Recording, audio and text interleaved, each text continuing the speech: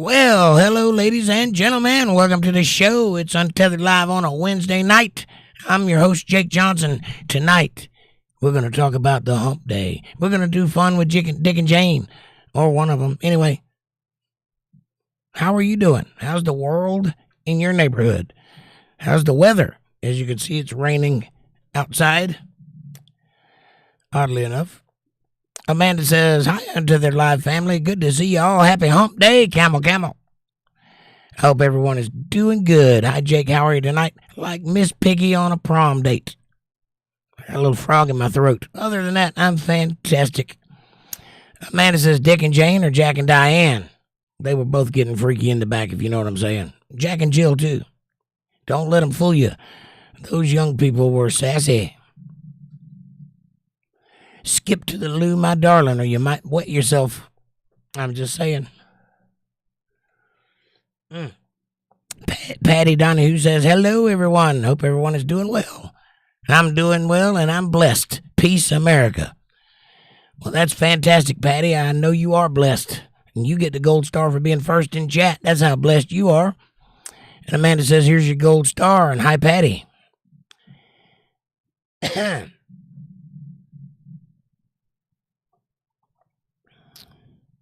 Hi, Patty, wavy hand 7.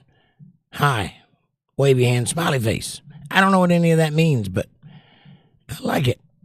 Amanda says, oh, yeah, can you dig it? I can. Sometimes more vigorously than other times, but dig it, I will. How are you doing? I am sitting here enjoying this nice hot cup of coffee. It's soothing to my throat. It is lovely. This is a regular cup of joe, and thank you to the people. Thank you to the people that provide the coffee to the show. Don't you want to have a cup of coffee with me? If so, go to the kitchen, pour yourself a nice hot cup of coffee, and let's get this party rolling. If you find yourself in the unforgivable position of not owning a coffee cup, I can fix that. Go down in the link below and get one of those. It is lovely. It has my face on it. The first one does anyway. It's fantastic. But there's a lot of new choices down there, included but not limited to stainless steel tumblers. Big ones and little ones. They have the Untethered Live Bible Study logo on the front. All my platforms on the back, locking lids. They look great on a coffee table to keep your coffee hot for hours, or your Coke cold for hours. Whatever you're trying to achieve, it'll do it. So get one of those or a t-shirt or something like that. Like, subscribe, share, support, join, and super chats are available in the chat box to pay for my hospital bills. Yeah, get the life back into my throat. Anyway, also one more thing. If you'd like to have a great place to hang out outside of the YouTuberverse, a place where they don't oppress you or censorize you or anything like that, or, just make you feel guilty about being who you are, you can do that over at facebook.com/UntetheredLiveFamily. It's a great place to hang out, share pictures, videos, texts, and chats, and get to know one another all outside of this place. So go do that, and I appreciate you showing up. Now, back to the show. Kevin Bernard's here. He says, I only have time to hit the thumbs up button. I'll be back soon. Kevin, thank you for being here, buddy, and thank you for hitting that like button. How you doing? Amanda says, hurry back, Kevin. DJ John, hello, buddy. How's it going? How are things? Did your thing go okay? Are you doing good? We've been thinking about you. Amanda says hi. How did the surgery go, DJ?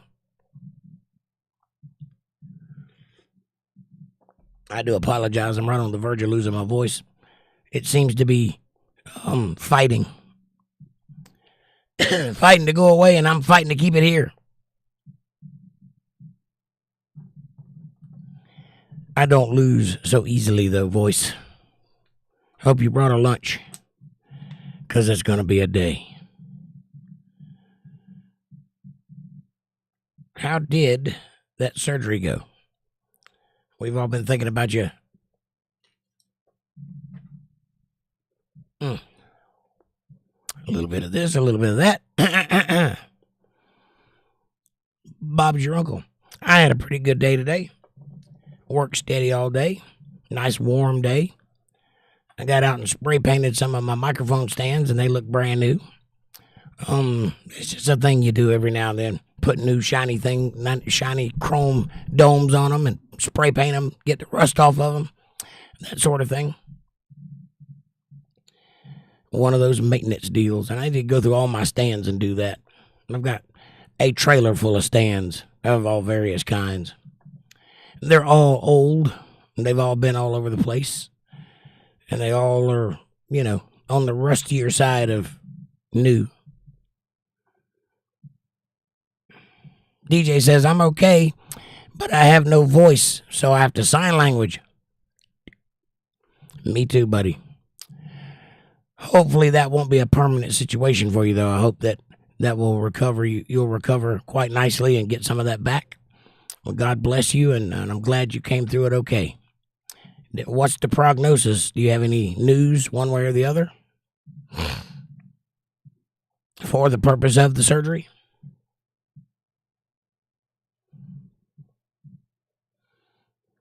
Amanda says, well, it'll probably come back. It's had a lot of trauma. Prayers. Right on. Well, anytime you have surgery around the vocal cords, they're going to be stressed. DJ says it might. It's 50-50. Right. I hear you there. Well, so far, I can still make some sound, so I'm going to keep talking. Hopefully, I'll work through it, and it'll just get better on its own.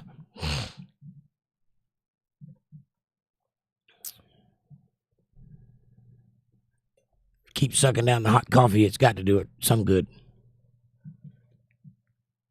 Yes. I watched the movie Running Man yesterday, the Arnold Schwarzenegger 80s movie, The Running Man. Out of all of the Arnold Schwarzenegger movies, that's the one I've seen the least. So I don't know it forwards and backwards like I do all of his other ones. That one and Commando. I've seen them both, but I hadn't seen them enough.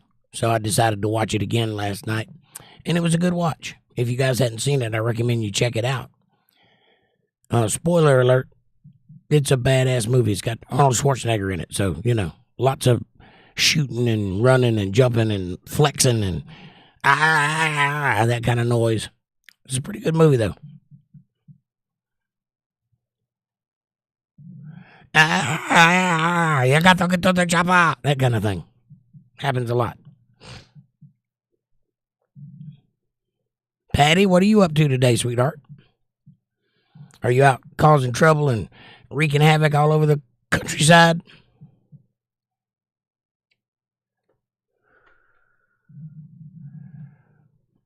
DJ said, I saw Total Recall. Yeah, that's a great movie. It's one of my favorite ones, Total Recall. It's got a little bit of everything in that movie. It came together at the right time. And just think, that was almost a Sylvester Stallone or Bruce Willis movie. Almost.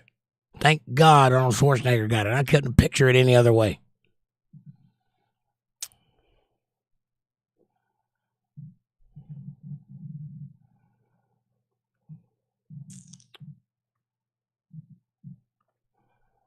But Bruce Willis movies, Die Hard's pretty good too. One of the better action movies of the 80s.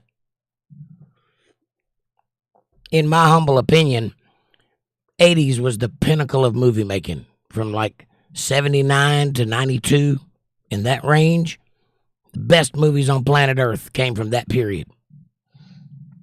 There's a few exceptions, obviously, but for the most bang for your buck, most of the bulk of the great movies came from 82 to 84. Some in 86. 84 was an especially interesting movie year. I mean, a lot of great movies came out in 1984. A lot of them. It was like, might have been a record. I don't think, we may not have had another year that had that many blockbuster hits come out in one year. It's possible. I have to look into that. And I am a giant movie fan, and I am dismayed to the core that I can't watch movies anymore because they suck. I mean, they're terrible, all of them. Go watch Netflix. Everything on it's garbage. Everything. Even the good stuff is kind of crappy. They just don't do it for me anymore. I like the old days. I like the fantasy and the way people thought about what they wished the world was like and the dystopian futures and things like that. It's quite interesting, such as Blade Runner or Waterworld. Waterworld's a good movie, although it bombed in the box office. I love it. It's a great movie. Postman bombed in the box office, but it's a great movie. Linda Davis is in the house. Hey, darling. She says, hi, Jake, Amanda, John, Patty, and Kevin. If you had to pick one, John, what would be your favorite movie of all time? You only get one. I know that's a hard question, but try. And the rest of you, too.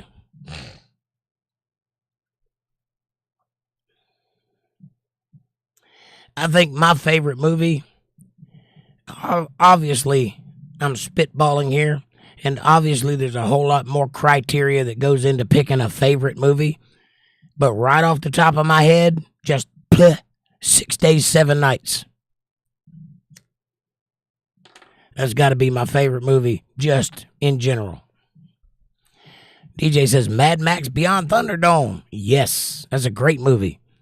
I wouldn't call it my favorite, but I love it. It is a good movie.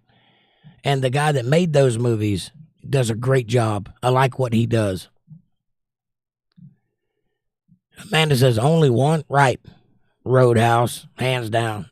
Well, Roadhouse is my favorite movie that isn't a movie. I mean, there's no story there. It's literally a movie about nothing. The thing that the movie is about doesn't exist. The world that the movie predicts doesn't exist. If it did exist, the people that are in the movie wouldn't exist. I mean, it's really, there's no story, there's no plot, and it's a great movie that you can watch over and over and over and never get tired of it. I don't know how they did that. I wish they would learn. Amanda likes his butt. Yes, of course. Well, Patrick Swayze's butt is legendary. If only we all had that butt. I think it's pretty much commonplace that all women like Patrick Swayze's butt. Even women that aren't into dudes like Patrick Swayze's butt.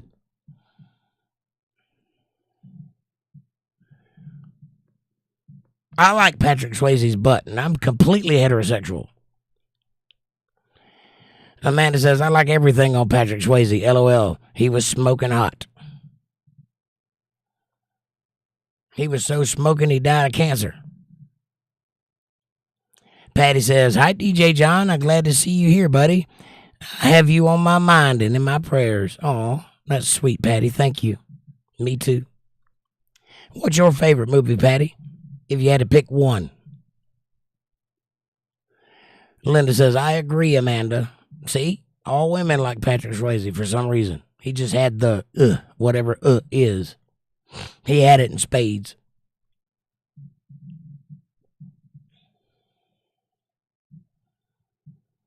I like weird movies too, like off the beaten path movies like what's that? I can't think of the name of it. Hold on. It's got the crawler in it. It was Molly Ringwald's first movie. Space Hunter. Space Hunter. That's the one.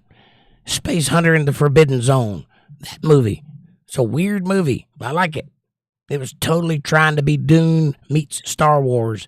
It failed, but it's a good movie. Amanda says, thanks, Linda.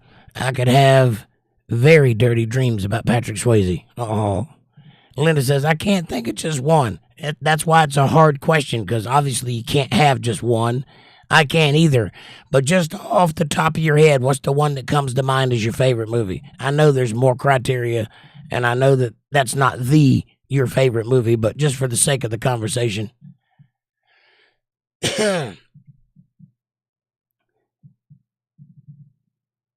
DJ John says, "Hi, Patty. Thank you so much. Love and prayers for you, too." Aw. Aaron, what's up, brother? He says, "Yo, slide in for a while. Come on in."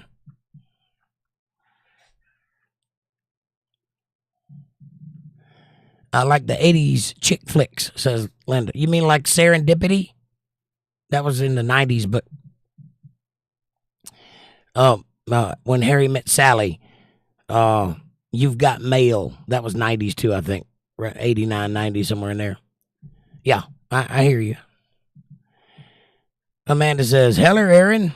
And Aaron says, "The slide out when company arrives." Oh, yeah. You got company coming? Aaron says, "Yo, Amanda fam."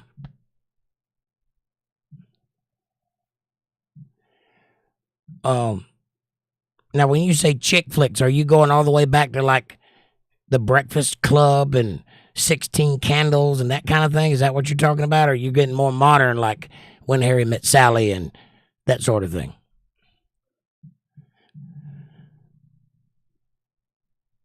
The 80s actually invented chick flicks, but the 90s perfected them.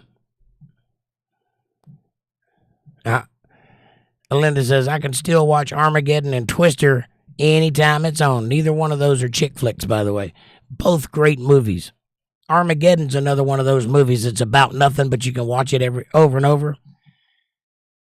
I mean, there's really no story. Roadhouse is really no story. There is a story in Armageddon, but it's a very thin one. Twister, no story. Just people chasing storms. Love it, though. Great movie. Amanda says, "Now, some of my other favorites are Fifth Element, Armageddon, The Help, Finding Nemo, Surf's Up, Safe Home, Chick Flick, Twister, and, well, Dirty Dancing." All good movies, except for the Surf's Up, Safe Home, and Help. Those are not my kind of movies. I don't like drama. I like action and comedy and sci-fi and fantasy. It has to be a special, special movie for me to like a drama. Amanda says, "We think too much alike, Linda. You guys ought to be like besties." Linda says, "Yes, they are. Guys get girls in the end." Well, yes, that it should be that way in any movie. Crocodile Dundee, for example. Great off the beaten path movie from the 80s. DJ John says, "My other one is The Wanderers." Nice. Wanderers, good movie. I like a little movie. When I was a kid, I watched it for the first time.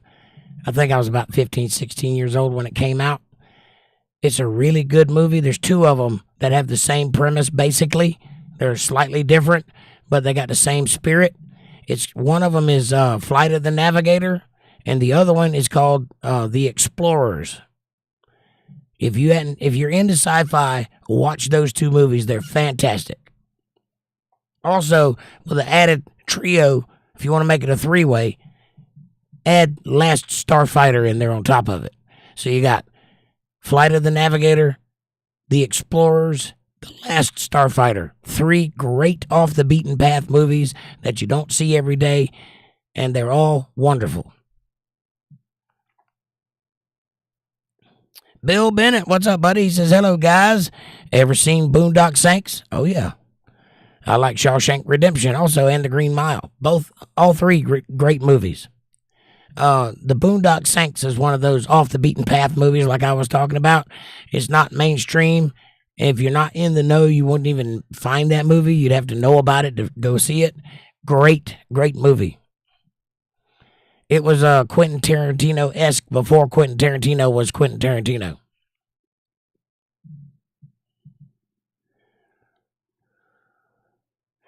Amanda says, "Hi, Bill." Aaron says, "The coffee in the cup or cup in the coffee?" Coffee's in the cup. Oh, there's a spot on my head. Don't do that again, Jake. Oh, Steel Magnolias is a tearjerker. Thelma and Louise is a better one. Aaron says, I'm sorry for Jake's voice. Yep, it's a little raspy today. I apologize. Thank you for noticing. I'll work through it, though. As long as I can make vibrations with my vocal cords and push noises out of my face, I'll be here. Amanda says, yes, Linda. Driving Miss Daisy and Fried Green Tomatoes. Both good 80s chick flicks. Oh, and The Green Mile is another good one. It's a very good one. Linda Davis says, I like them too, Jake. Yes. DJ John says, Forrest Gump. You've seen Explorers and Flight of the Navigator and The Last Starfighter? All three great movies. Amanda says, right, Aaron, it's pitiful. Hey. Does that calling me pitiful come with attention? Because I'll take it. Kiss me on the forehead and make coffee for me, I'll take it. Aaron says, Green Mile is legendary. Very good movie. Linda Davis says, I love fried green tomatoes. And Aaron says, LOL, Amanda, Jake's full of pits. Leo had Jake eating pits and is full.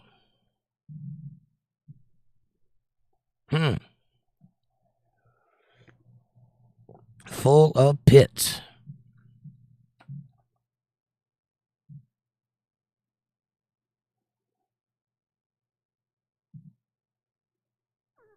I do not know what you're talking about.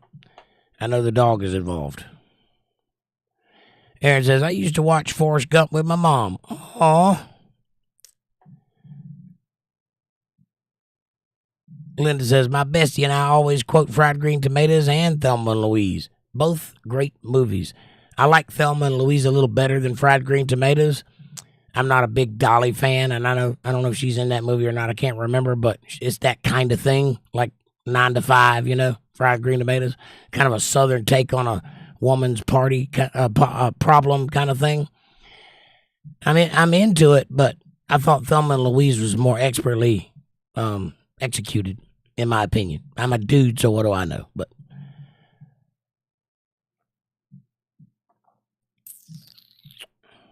Amanda says, I always spoil you, sick or not, LOL. I know you do.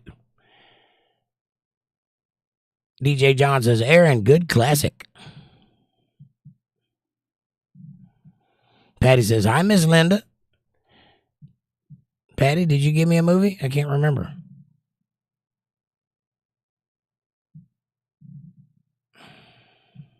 I guess I missed it. I don't see one. What's your favorite movie, Patty? I know you don't have to be specific because everybody's favorite movie is really hard to nail down, but just pick one that's up there. Good comedy sci-fi is anything Mel Brooks, but in particular, Spaceballs, great movie.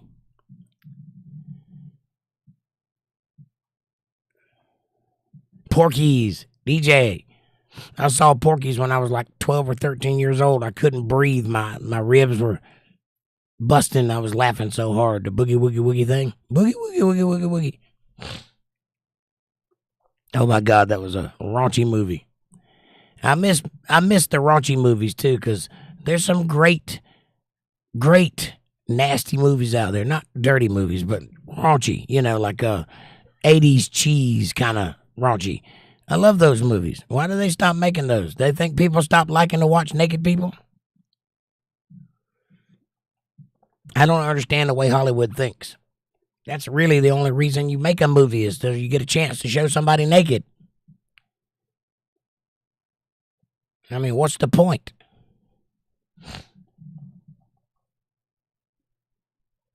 I got an idea. Let's make a superhero movie with Rebel Wilson as the star. That ought to get them going.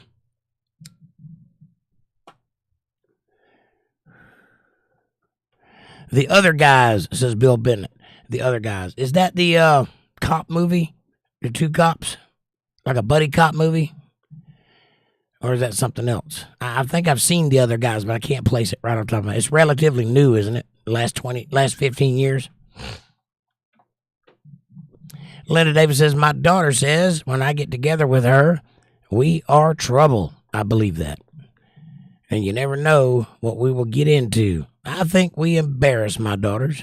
Oh, well, that's usually the way it works with younger people. They don't understand the older people. And we, Gen Z, Gen X people, we lived in a different world than they lived in. And we think things are funny. They don't think so funny. Aaron says, yes, I, DJ, classic. Linda says, hey, Bill and Aaron. But don't you worry, Linda. Don't worry a bit about embarrassing your daughter. Take pride in doing so. That just means you're doing the right thing. I don't want nothing to do with anything that has to do with this generation coming up. Nothing at all. I'll happily be the old guy yelling at clouds. Because my generation was better. Music, movies, everything. TV, all of it's better. Will Ferrell and Mark Wahlberg. Yes, I have seen that one. The other guys. They're in another movie too, aren't they? Together. Daddy, something like that. Daddy's Back or something like that.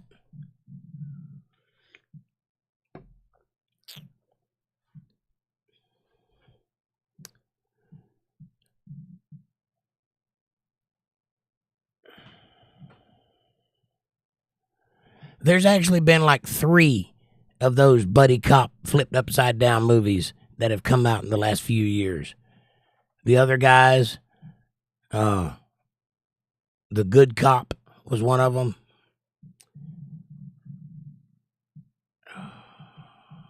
Can't think of the other one, but it'll come to me. I think one of them had Robert De Niro in it.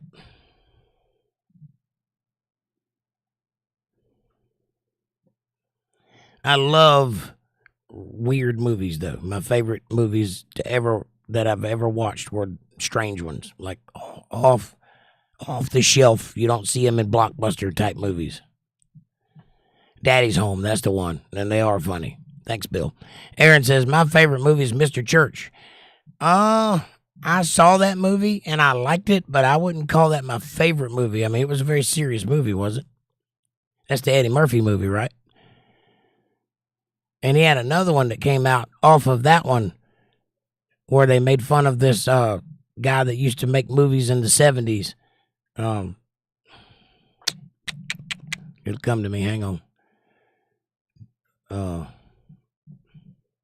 can't think of the guy's name. For some reason, I'm thinking Dynamite, and that's not it. It's a name like that, though. Anyway, there's this guy that made like guerrilla style movies in the 70s. Cheap, just run up and take pictures and leave, no permits kind of guy. And Dolomite, that's it, Dolomite. That's actually a good movie too, but most people probably wouldn't get that movie because they'd have to know about who Dolomite was.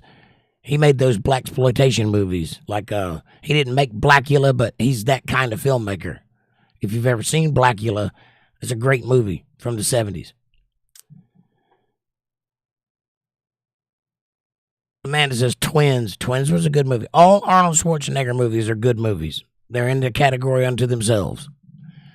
Patty says no pants. That's the shock DJ, right?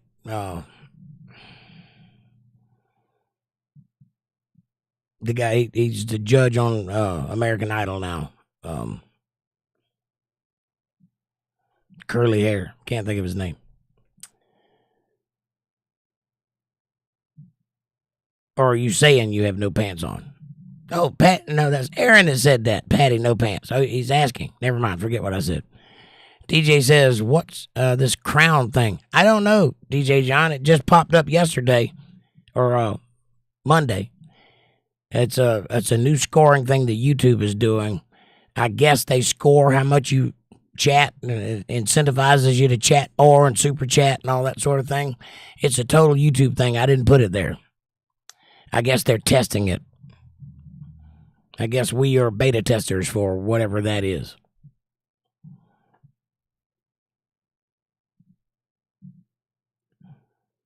Amanda says it's an incentive thing, DJ.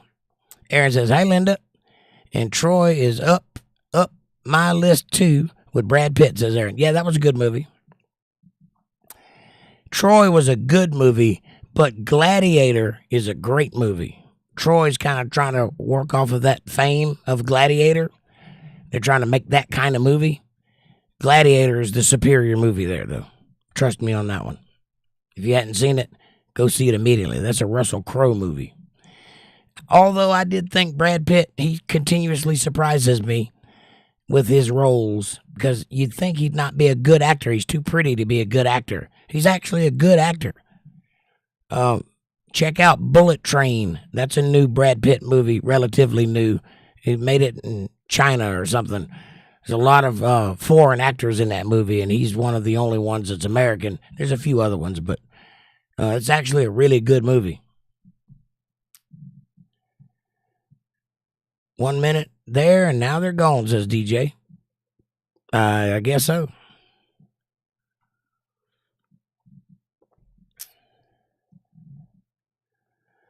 Amanda says it only shows the top 3 commenters. It's a points thing, DJ. Yeah, I don't know if you get anything if you get top score. It's just a thing. I don't really know why they're doing it, but enjoy it if you can get some fun out of it. Have at it. Might be fun to compete, see who can say the most.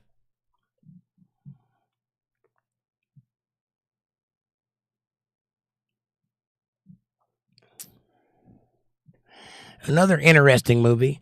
I can't say it's a good movie, but it's definitely interesting. It's one of Tom Cruise's only forays into fantasy. It's a movie called Legend. If you hadn't seen it, you should see it just for that alone, because Tom Cruise is generally a good actor, and his movies are generally pretty good.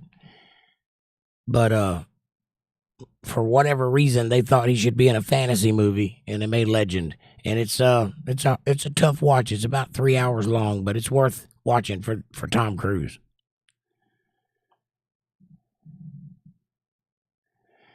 Amanda says you get YouTube badges, but nothing special. Oh, I see. Aaron says, my girlfriend's coming. All right. My peacock dance worked. Excellent. She has lupus, so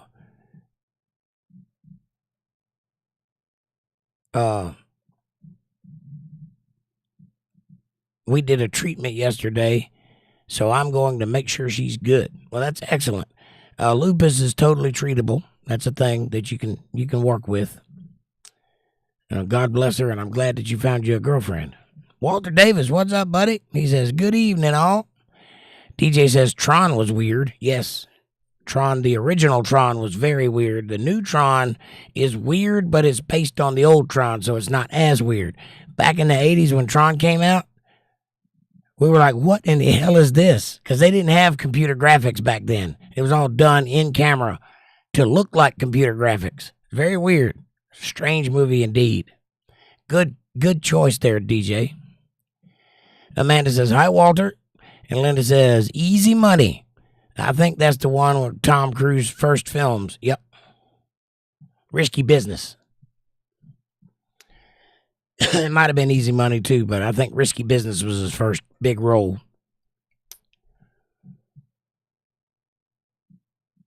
Amanda says, way to go, Aaron.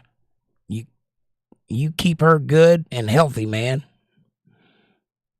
If you can keep her good and healthy, she'll keep you good and happy. Remember that. If mama ain't happy, ain't nobody happy. Linda says, hi, Tersh. Aaron says, yeah, I wanted to like Tron, but it was a low budget and a bit choppy. Yes, it was. I wanted to like it too, but it was a little bit weird for my taste. Because, again, computers just came out when that movie came out. They couldn't do the things Tron was purporting them to do. And they made up most of the stuff, and it don't make sense today. It don't hold up. You have to think of it as another universe for it to hold up, because it don't match what we know about computers today. But it is a pretty good movie. Just a little weird. Aaron says, thank you, Amanda. Absolutely. And Amanda says, Days of Thunder. Good movie. Yep. A modern version of that would be Ford and Ferrari, which you would think would not be a good movie. Be one of those Hollywood spit them out and make money type movies. It's actually very good. Ford v Ferrari is a great movie.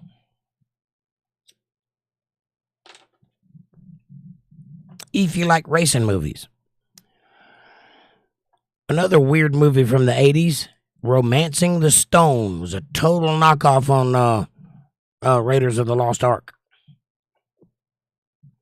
But it was a good movie. They knew what they were doing, though. Linda says, I think you're right.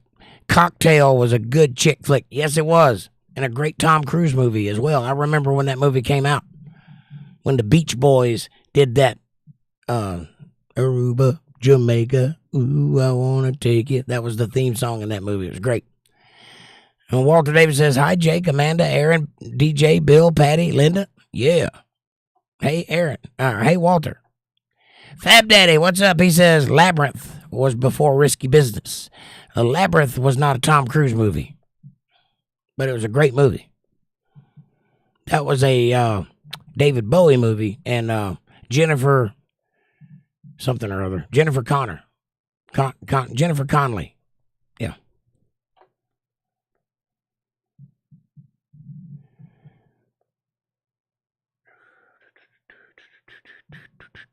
Aaron says, Sir Walter the Great. Hello, sir.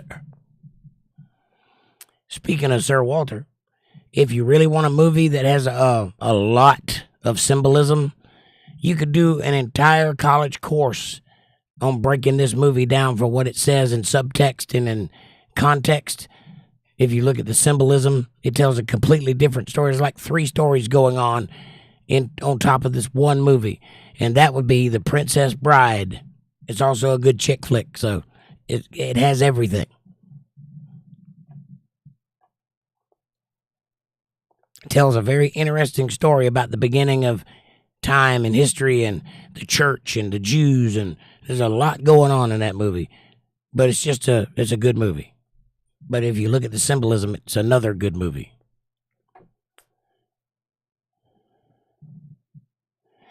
Amanda says, keep mama happy and she'll keep you happy. I tried to be slick and sneak fresh baked cookies in on Jake tonight, and he busted me right in the middle of it, LOL. Well, the smell would have given it away, but, thank you. Always appreciate fresh baked cookies. That's the kind of treatment you get when you're a hardworking man. Thank you. DJ says, I could eat a raccoon with rabies at the moment. I can't. Aw, DJ, I'm sorry, buddy. You want me to get some chicken nuggets and blend them up and put them in a smoothie for you? Suck it down with a straw?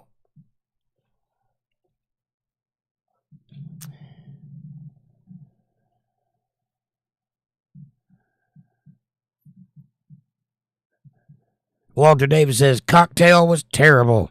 The Deer Hunter was a good chick flick. Oh, my God. Come on, man. The Deer Hunter was not a chick flick. And you didn't like Cocktail? Come on. Aaron says, The Exorcist. Now, The Exorcist, that's an interesting movie. The Exorcist absolutely does not hold up to date. However, if you consider that it's the first time they'd ever done anything like that in a movie, and that no one had ever seen anything like that before, considering the context and the world that it was released in, and that was 1979, I believe. I think it was 79. Still a very Christian, very buttoned down, very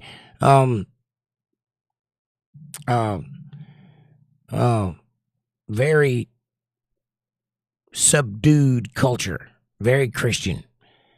And this movie comes out, and I mean, people were passing out in the theaters, throwing up in the theaters. People didn't sleep for a week. Some people had a heart attack. That movie, I saw it in the 80s, and I didn't sleep for a week. It really bothered me, that movie. That was before I realized that movies weren't real. That was before I understood how movies were made and that somebody dreamed that shit up. And why would they dream something like that up to keep me awake? That was a great movie. It doesn't hold up today. The effect is really bad. But back then, it was top notch. Nobody had ever seen anything like that before. They've tried to remake that movie quite a few times in different forms. And they try to get too complicated with too much CGI. The reason it was so scary is because you had to use your imagination for most of it.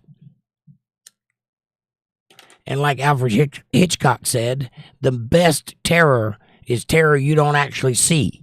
That's why if you watch a Hitchcock movie, he always pans away from the monster or the bad guy or the blood. You don't ever see it. You hear it, it's implied, but you don't actually see it. He says, because I can't do better than your mind can. That's beautiful. Kind of like reading a book. Amanda says, racing movie, Heart Like a Wheel. My all-time favorite as a youngin'. That was a good movie, but that was like an HBO movie. That wasn't a real, like, blockbuster type movie. DJ John says, it's like a made-for-TV movie. DJ says, hey, Walter, thumbs up. And Aaron says, Amanda said Jake's voice is pitiful. It's a play on words. I got you. Yeah. Jake is full of pits. Pitiful. I got it. Thank you. Thanks for laying it out for my dummy tail. Fab Daddy says, it is a Tom Cruise movie. No. I hate to tell you, but The Labyrinth does not have Tom Cruise in it. Amanda says, hi, Fab. Linda Davis says, Walter, you wouldn't know a chick flick if it bit you on the butt. I'd say the best chick flick's probably 16 Candles.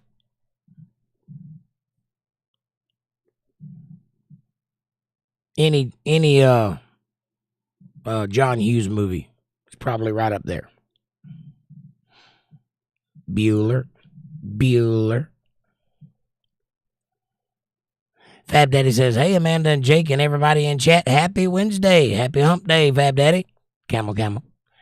Aaron says, Braveheart. Yes. Mel Gibson is probably one of the premier directors on the list of directors to date. Him and Quentin Tarantino make the best movies, hands down. I like Mel Gibson better than I like Delo De Laurentiis or, Francis Ford Coppola, any of those guys. They ain't nothing compared to Mel. Mel has a way of storytelling that is just epic. And Braveheart is one of my favorite movies. Also, if you liked Braveheart, I would suggest you get the movie Apocalypto. Also a Mel Gibson movie, and it is fantastic. There are no English words in the movie. It's all subtitled, and it doesn't matter. You don't even notice it after about 5 minutes. Like the Passion of the Christ, it's all in Aramaic, so it's all subtitled. Well, because you already know the story, it doesn't bother you that it's in subtitles. You know what they're saying. Well, in this movie, it's not quite like that. But it's like you know what they're saying because you understand the scenarios that they're in. So even if you have to read, it's fine. Apocalypto is a fantastic movie. I pretty much like all of Mel Gibson's movies except for one. And I think he owed somebody a favor or they had something on him or something. He did a movie. He didn't direct it. He starred in it called $1 Million Hotel. It's the worst movie I've ever seen with him in it. I think maybe his nephew made that movie or something on a budget and he just helped him out as a science project or something. It's not a good movie. Way beneath Mel Gibson. In fact, I might have to go watch it again just to make sure I hated it as much as I thought I did, because I hated it. Patty says, I think I've been blocked out from chat. I am on 2 phones, and the chat is totally different on the other phone I am using for a spare. Oh, I'm sorry to hear that. Make sure you're on live chat on both of them. You're not blocked out. I see your chat.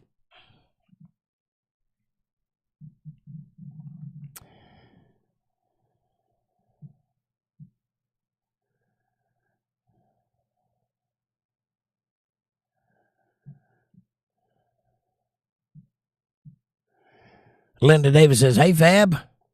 Amanda says, oh, damn, Linda. LOL. Aaron says, or The Last of the Mohicans. Also a good movie. Last of the Mohicans.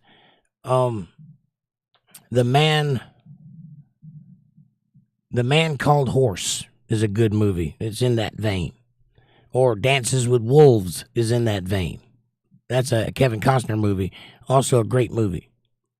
Speaking of Kevin Costner, he's made a couple of movies that I really enjoyed. Tin Cup, Waterworld, and The Postman are 3 Kevin Costner movies that I really enjoy. And all 3 of them bombed at the box office. And according to critics, they're terrible movies. But I enjoy every minute of them. Waterworld is like Mad Max Beyond Thunderdome, but on water. Or Mad Max Road Warrior, but on water. It's a very good movie. And The Postman is a post-apocalyptic movie that tells the story of a man that accidentally finds some letters and thinking he can get a free meal, he delivers them and ends up becoming the new postman and reestablishing the United States after the fall of civilization. Great movie. Tom Petty's in that movie. Anyway. Walter Davis says, Deer Hunter plot. Guy meets girl, goes out and proves himself and wins the girl at the end.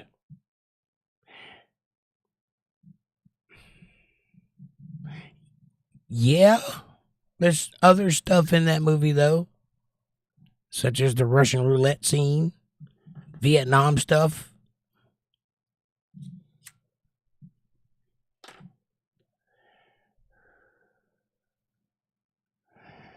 Amanda says, DJ, sending you parade nuggets. Aw.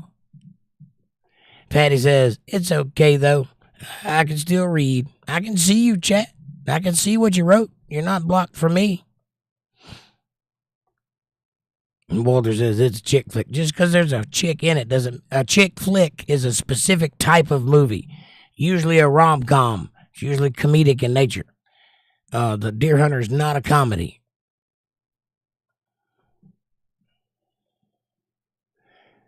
Fab Daddy says, Tom Cruise is the lead role in The Labyrinth. No.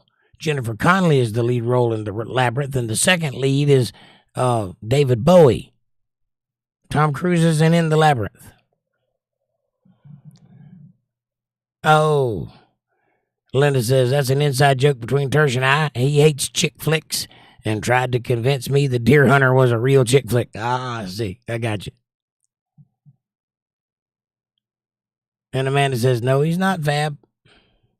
Fab Daddy says, Once Were Heroes is a chick flick. I hear you.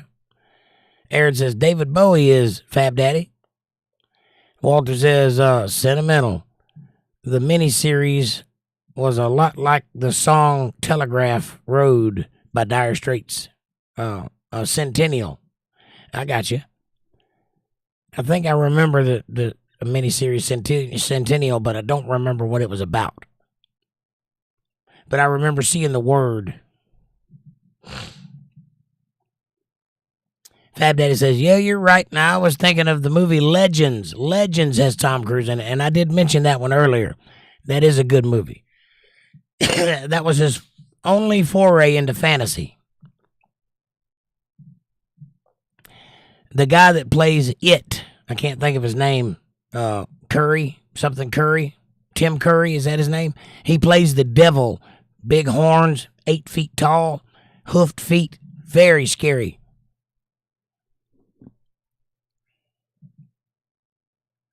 Matter of fact, if you've seen the movie Tenacious D, the devil that's in that movie is based on the movie Legends. Fab Daddy says, yeah, you're right. I was thinking of the movie The Legends, yet called it Labyrinth. I be dyslexic. That's not dyslexic. Dyslexic would be to call it ℂ𝕙𝕚𝕚𝕚𝕚𝕚𝕚. Aaron says Labyrinth, yes. And Linda says, yes, Jake, The Breakfast Club. That's a good one. That's one of those John Hughes movies. Molly Ringwald was in the first movie I mentioned, Space Hunter at the Forbidden Zone. She was in that movie. It's one of her first roles. So I think she was like 17 or 16 when she made that movie. Amanda says, Weekend at Bernie's. Good movie. That reminds me of the movie Weird Science, though. I don't know why. Just the guys that are in it remind me. Weird Science was a good sci-fi movie from the 80s. It's one of those off the beaten path movies. And also a John Hughes movie. So it's got everything. Weird Science. Aaron says, I didn't know that, Fab. Amanda says, Billy Bob Thornton. I love him. Yes, he's been in some great movies. He's a great character actor. Of course, we all know about Sling Blade. That's his best role, I think. He was also in Armageddon. Fab Daddy says, I be certifiable. I hear you. DJ says, Caddyshack. Yes. Aaron says, Dolomite. Yep, that's the one I was thinking of. He made some pretty good movies too. If you like trashy B movies that are done on no budget, some of his movies are pretty interesting too. I love those exploitation movies from the 70s because they're bad movies, but you can enjoy a movie because it's bad. That's one of those movies you get around with your friends and watch them and laugh at the movie and make fun of it the whole time. It's that kind of movie. Great movie. Walter Davis says, hang on.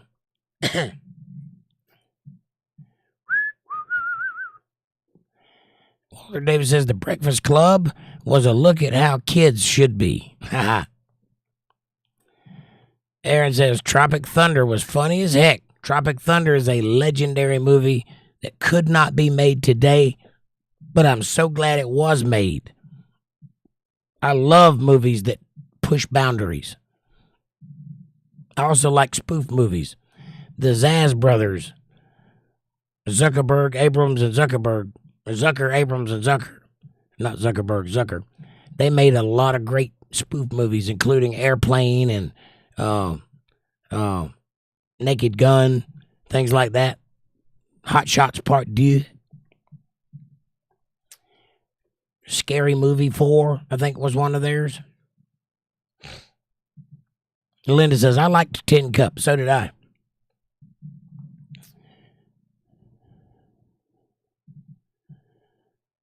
Yeah, it's a movie of its time, Aaron. You're absolutely right. Fabday says, favorite comedy film? Probably Tropic Thunder.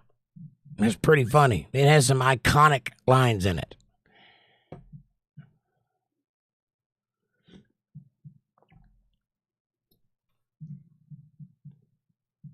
And also stars Tom Cruise. That's interesting. Made full circle.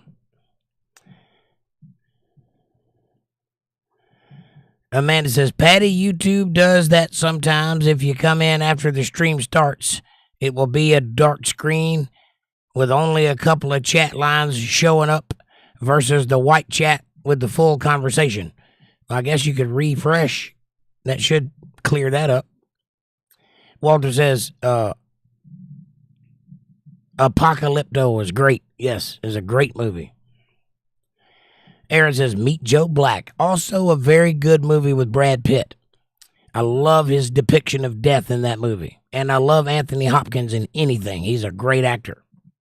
He did a movie called Indian, which is a great movie. He's older and he plays a aged out, like a Formula One racer, but for motorcycles. And he comes over to America to get his chance at this big legendary race, and he's got this old decrepit bike that he built himself out of an Indian. And he ends up winning the race and setting all kinds of records. This rickety thing that he has, shoe polish on the tires, and just put together with nuts and bolts and welds. And it's a great movie. I think you'd enjoy it. But Meet Joe Black is a very good movie about death. Amanda says Spaceballs is her favorite comedy movie. I like anything Mel Brooks, History of the World. Yeah,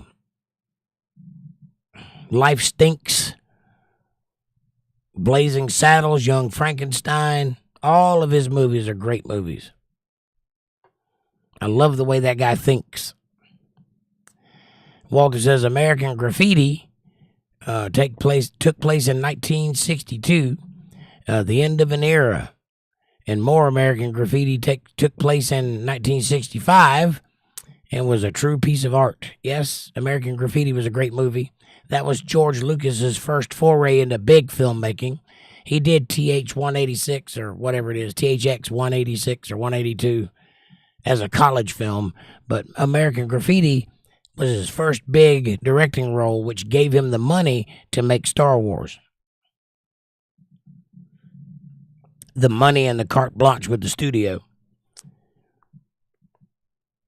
Aaron says, have you seen Changing Lanes? Tom Cruise and Jamie Foxx. I have not. But I did see Collateral Damage, which has Tom Cruise and Jamie Foxx. And that was a good movie. Fab Daddy says, The Meaning of Life, Monty Python. Right on.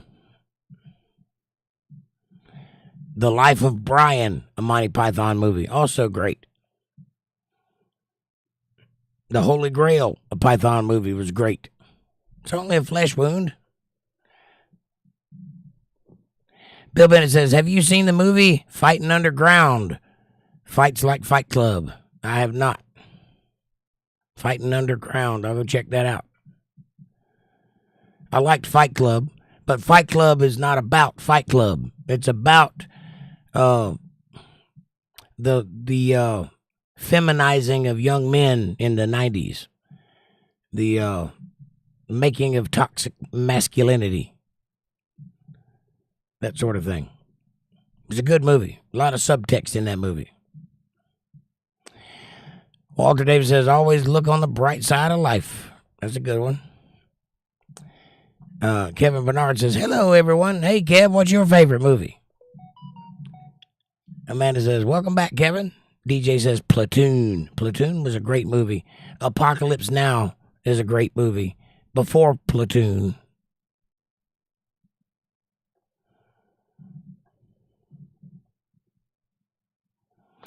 Fab Daddy says, yes, Tim Curry played the devil in Legends. Yes. Aaron says, what's the worst movie of all time? Movie 42 is the worst movie of all time.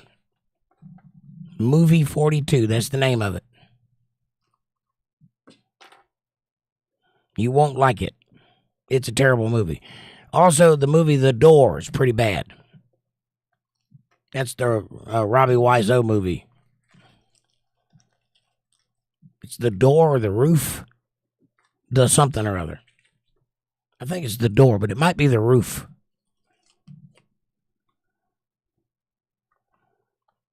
Amy Elizabeth says, liked, shared, and invited some friends. Hey, Amy Elizabeth, how are you, sweetheart? What's your favorite movie or worst movie?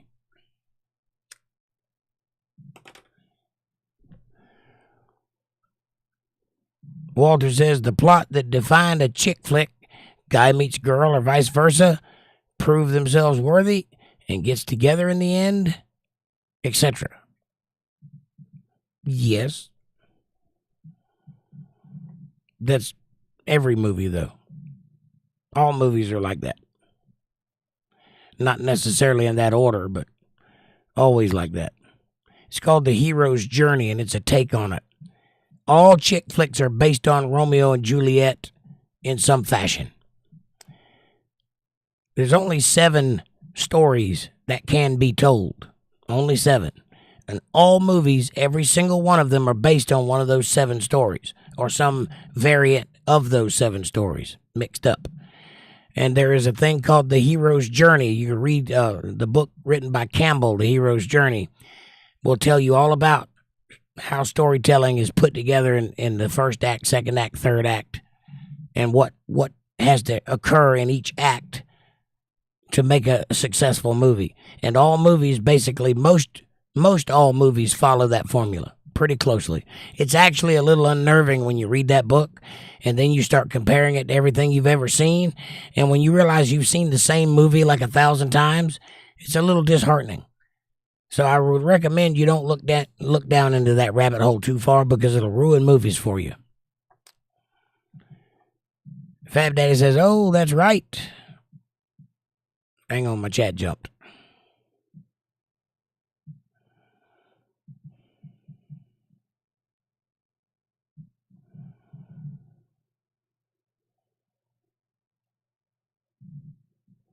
Fab Daddy says, oh, that's right.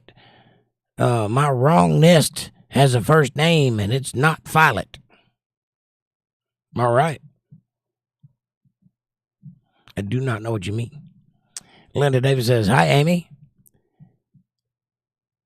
Dillasix, says Fab Daddy. It's Lisdexic. Walter says, hi, Amy. And Christine Marshall's here. Hey, y'all. What's up, Christine? What's your favorite movie or worst movie? Aaron says, Amy, heart, wavy hand, and hugs.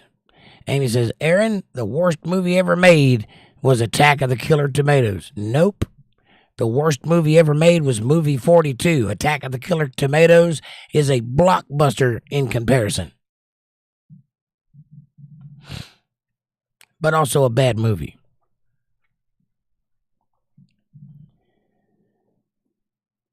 Josie and the Pussycats was a really deep movie, says Walter. Yes, and it's a very good movie, too. Amy says, hi, everyone, and hi, Jake. Hi, Amy. How are you, sweetie? Hope you're doing well tonight. Amanda says, Police Academy movies were funny. They were funny. Not good movies, though, but they were funny. The Big Chill kind of sucked. Yeah. Is that the mob movie that... There was a few movies that John Travolta had started making, like the I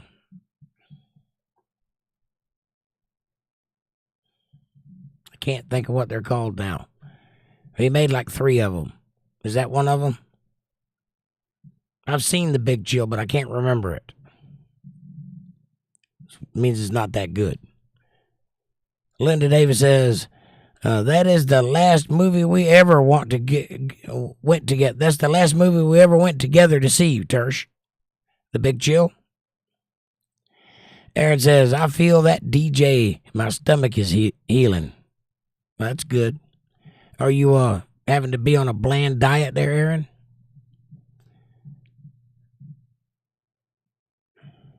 Amanda says, no refresh won't help. You have to have it open before the stream starts to get the white screen. Well, that's not very good. Well, Patty, I love you anyway, honey. I hope you can communicate. Amy says, I like movies. My favorite genre is comedy and sci-fi. A woman after my own heart. Me too. Love a good sci-fi movie. I wish they made more of them. Walter says, Josie and the Pussycats, Linda. It was epic. Right on. Kevin says, the world's fastest Indian. That may be what the name of the movie is called. Yeah. I can't remember exactly. All I can remember is Indian being in the title. But that's a very good, and the guy is Anthony Hopkins, and he's a fantastic actor. Amy says, I have the white screen and I came in late. Right on. Christine says, the movie 12 Angry Men is an old classic. Yes, and a very good old classic. And for an old movie, black and white, that movie will keep you on the edge of your seat. You'll get into it, and before you know it, you'll be wrapped up in that movie. It don't seem like it'd be a good movie, but it is. It's a fantastic movie. The whole movie takes place at a table among 12 men, and they're a jury. They're being picked as a jury, and they have to establish who is the leader, and then they have to go through the evidence and decide whether or not they're going to convict the guy that you never see.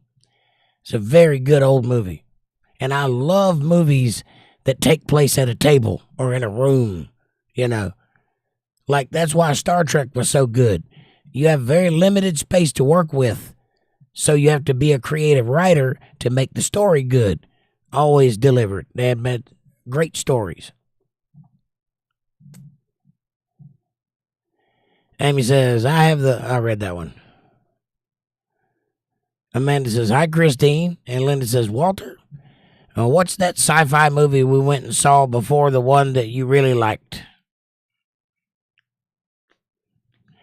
Bill Bennett says, Benjamin Button. Another Brad Pitt movie that was very good, but a little confusing.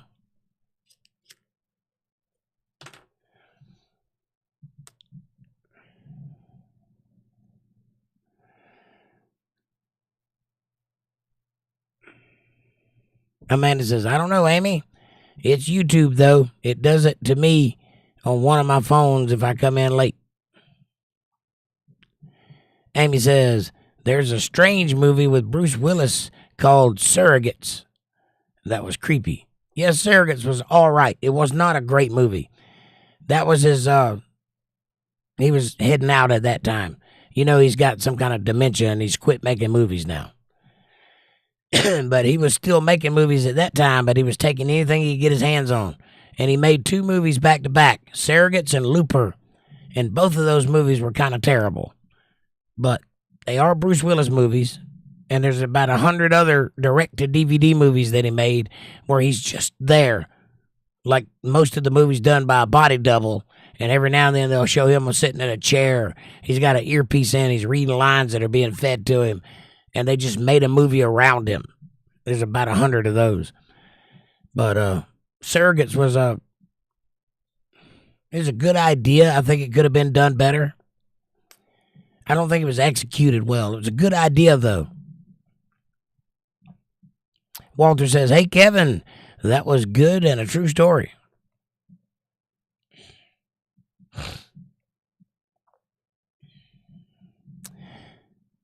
DJ says, Up in Smoke. Cheech and Chong. You know, they've come out with a new movie now this year. I'm not exactly sure if it's a documentary or a movie or a little bit of both. But they got a new movie coming out. I saw Up in Smoke when I was a kid. That's the world I grew up in. Hey, man. Christine Marshall says, wavy hands. Please hit that like button, everybody. There's 17 people in chat and only 9 likes. Also, like, subscribe, share, support, and join. And hit that super chat or cash app, $ Jake Johnson Band. I appreciate you. Amanda says, LOL, DJ, yes. And Walter says, Spinal Tap was an awesome and personally changing movie. Spinal Tap is a good movie. Very, very Scottish, but it is a good movie. I like some of those British movies. They really grew on me over time. As when I was younger, I hated anything with a British accent or a Australian or any foreign films. I could not tolerate it. I hated it. As I've gotten older, I've learned to appreciate some of that. And it isn't as bad now. I watch a lot of period pieces now. A lot of Sherlock Holmes and things like that. So it's gotten better. When I was a kid, though, I hated it. Amy says, click, clock, coconut shells for horse steps, the Holy Grail.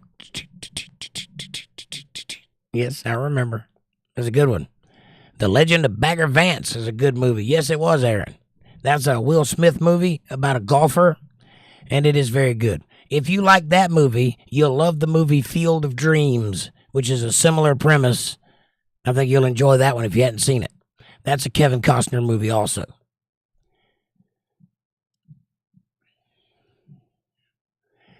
Amy says, Heavy Metal, the original animated movie. Yes, Heavy Metal is a fantastic take on a French comic book by the same name.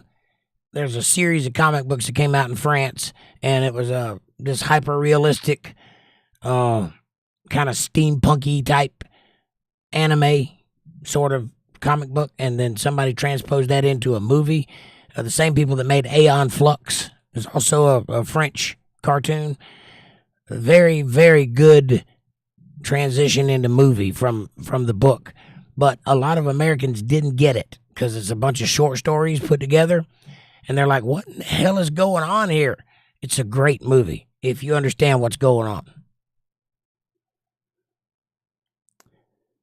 Walter Davis says, it was something Quest. Not for sure. Can't remember. Quest. Something Quest. Galaxy Quest. Galaxy Quest is the best of the Star Trek movies, but it's not Star Trek. It's a fan letter to Star Trek. That's the best way I can describe it. The people that made that movie loved Star Trek, and they made a movie that showed their love for it. But it's also a comedy. It's a movie that stands on its own 2 feet, and it's very entertaining. So if you hadn't seen Galaxy Quest, I recommend you do immediately. Wonderful movie.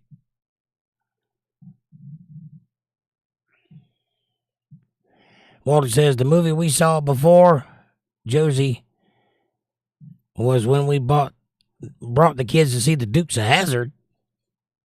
Which one? The raunchy one? The Johnny Knox one? Or the young Dukes of Hazzard one?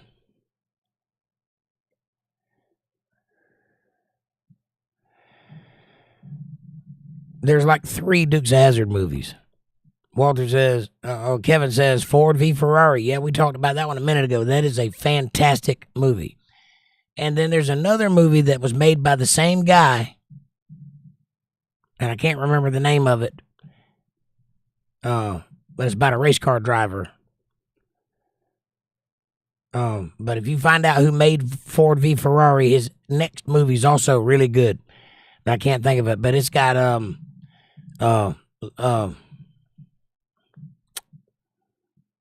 Matt Damon is in that movie.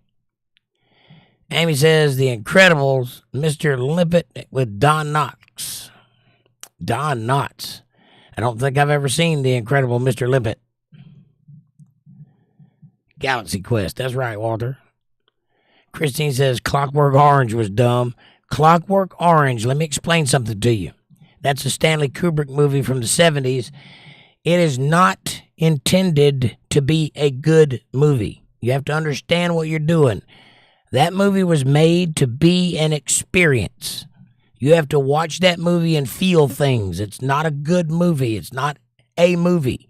It's an art piece. It's an installation. If you understand what you're looking at, you can appreciate A Clockwork Orange.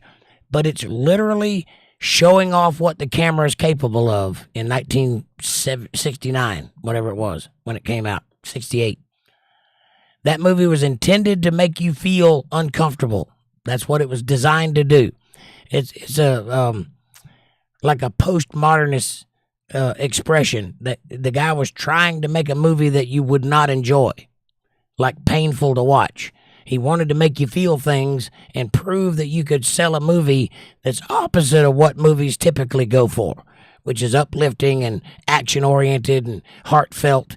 He was trying to do the exact opposite. So it's an it's an art piece in and of itself, and it's hard to watch.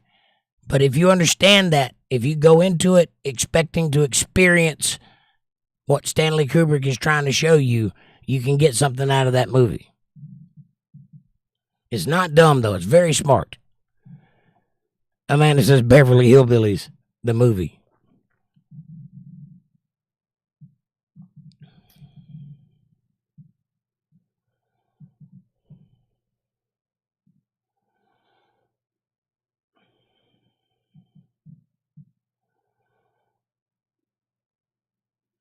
DJ John says Clockwork Orange is weird, too. Yes, it is weird.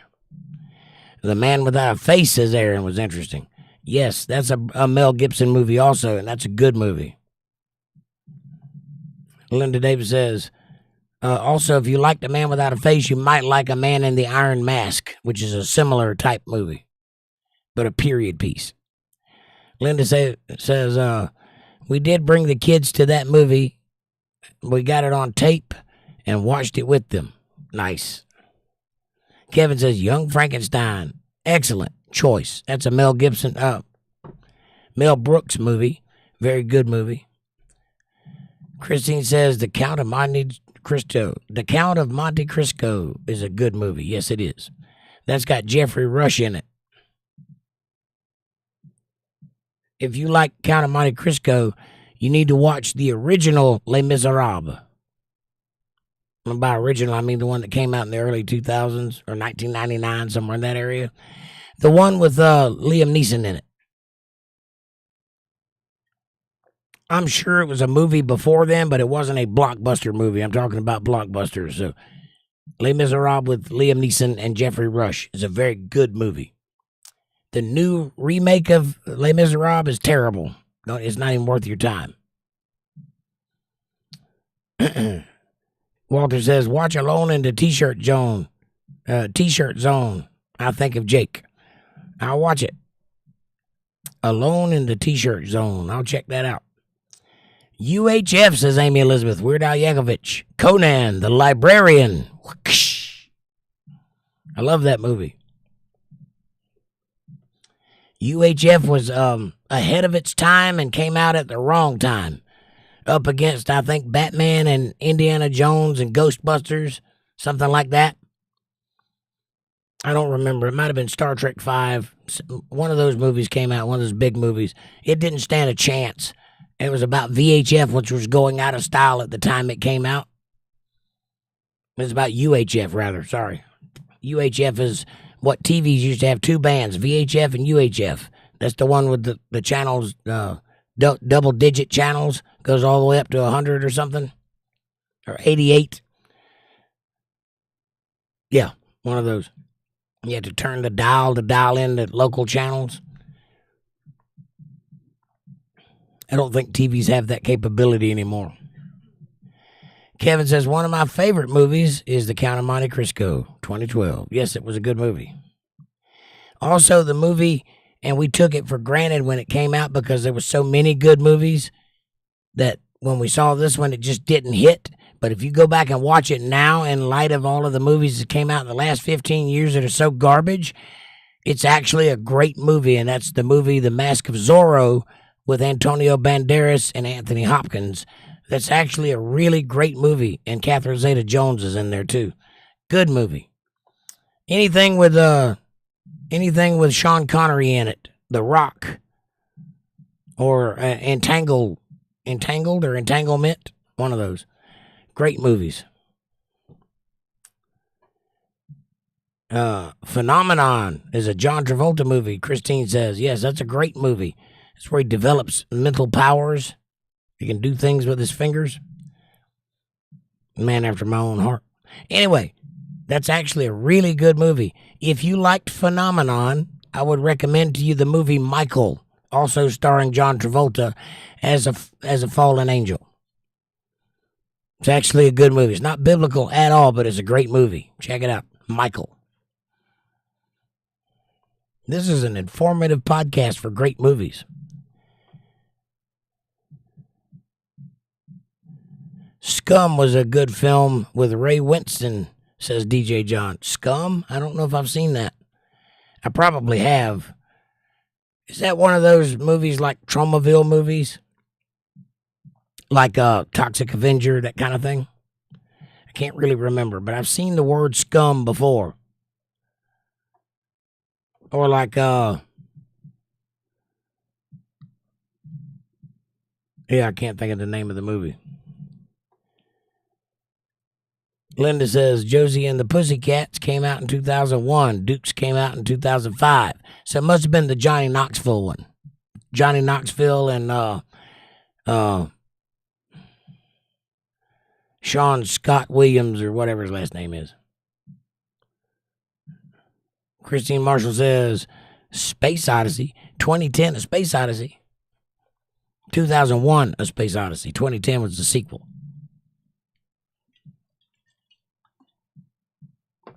Also a movie designed to make you feel things. It's a very slow watch, but there's a lot going on in that movie. Great movie. And also by Stanley Kubrick, the guy that made A Clockwork Orange and The Shining. All good movies. Amy says, Armageddon. You said that one already. You had to go back for a deep impact. Debbie, hello, darling. How are you? She says, a bad movie is Telephone. 2 hours of Whoopi Goldberg in her living room talking on the phone. Last scene you see, the phone is not plugged in. 2 hours I will never get back. Wow, I've never seen that movie. I don't like Whoopi Goldberg past Ghost and Sister Act. I loved her in those movies. Anything past that? Nope. Not into it. Hello, Debbie. Welcome to the show, honey. Walter Davis says, the Titanic, he dies, the Greyhound, No Woman, Midway are not chick flicks. Okay. Titanic is a chick flick. They made it a chick flick, but it's not about a chick flick type scenario, but it has Leonardo DiCaprio in it, and Leonardo DiCaprio and Kate Winslet, and she shows her boobies, so it's a dude flick also. That's a James Cameron joint. Anything James Cameron makes is good. Avatar, Terminator 2, Aliens. Psh. True Lies. True Lies is a James Cameron movie, but also an Arnold Schwarzenegger movie, and it's fantastic. It's one of the best movies out there. It has everything. Comedy, drama, romance, action, horror. It's got it all. True Lies. And it stars one of my favorite character actors, Bill Paxton, who was in Weird Science and Twisters and probably a few other movies we've talked about tonight. Amy says The Fifth Element, very good movie. That's a Luc Besson movie. He's the guy that did the Transporter movies, which if you like cars and Jason Statham, you should watch the Transporter series, including the TV show, which does not star Jason Statham, but has its own thing going on. But the Transporter is a great set of movies that gets better and better and better as you go. Talk about a movie about nothing. It's about a delivery driver. That's it. He delivers stuff and what ensues in his journeys. Great movie. But Luc Besson also made The Fifth Element, which is a fantastic foray into sci-fi, trying to set up a world like Blade Runner and a franchise like Star Wars. Didn't quite make it. They oversold it. They spent too much money on it, and it didn't get its return back, so they didn't go any further. But that was a great movie and full of detail and world building, and that's one of my favorite things about movies is world building, because you can sell an idea with just details. World building is the most important part of movie making, in my opinion. It creates the verisimilitude in which you suspend your disbelief in order to enjoy a movie. That's what it is. So, world building is everything. If you're interested in chick flicks, though, you need look no further than Pretty Woman with Richard Gere and Julia Roberts. Very good chick flicky type movie. And true to form, like with Gone with the Wind, chick flick movies about a whore that you root for.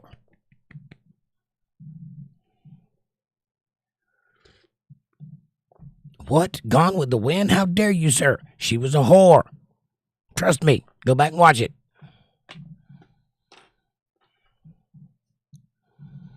I know it starts with an H, but whore and hero are not the same word.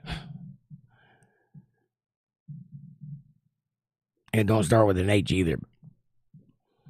Christine Marshall says, yeah, 12 Angry Men was fantastic. Yes, it was.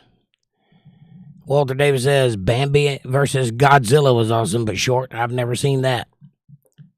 Is that an actual movie or just something some fan made? How does Bambi take on Godzilla?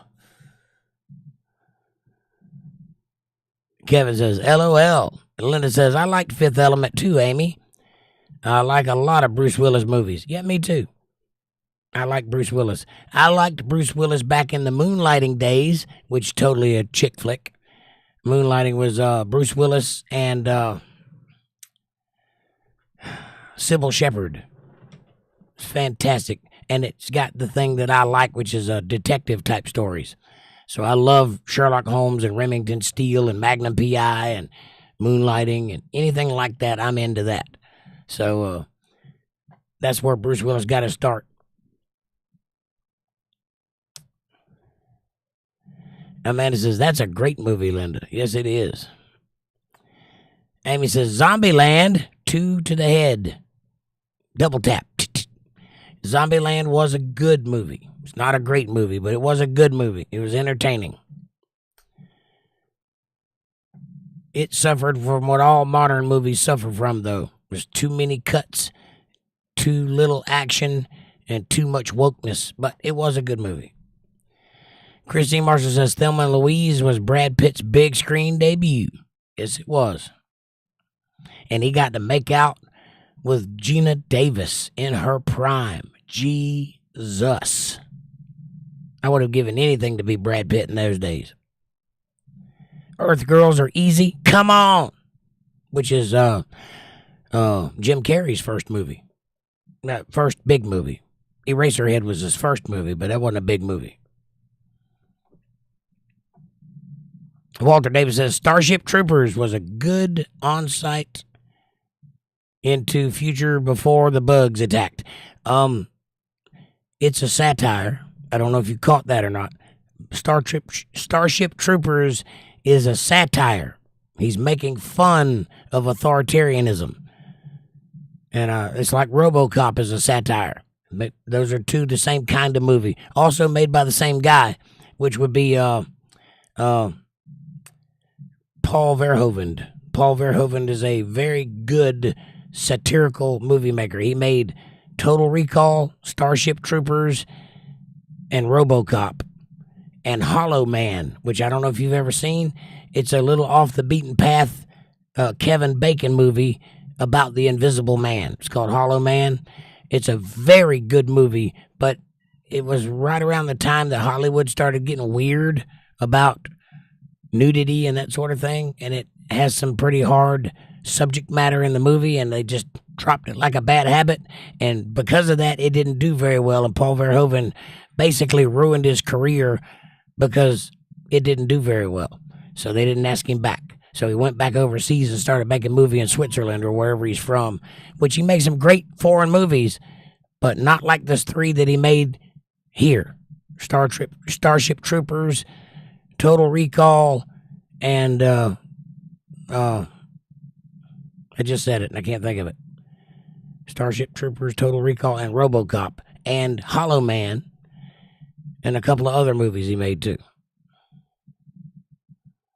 Christine says, Honey, I Shrunk the Kids. Yes, that's a great, funny movie. It's got everything in it. It's very well done. And that has the guy from Spaceballs. What's his name? Hello? I think she thinks I'm talking to you.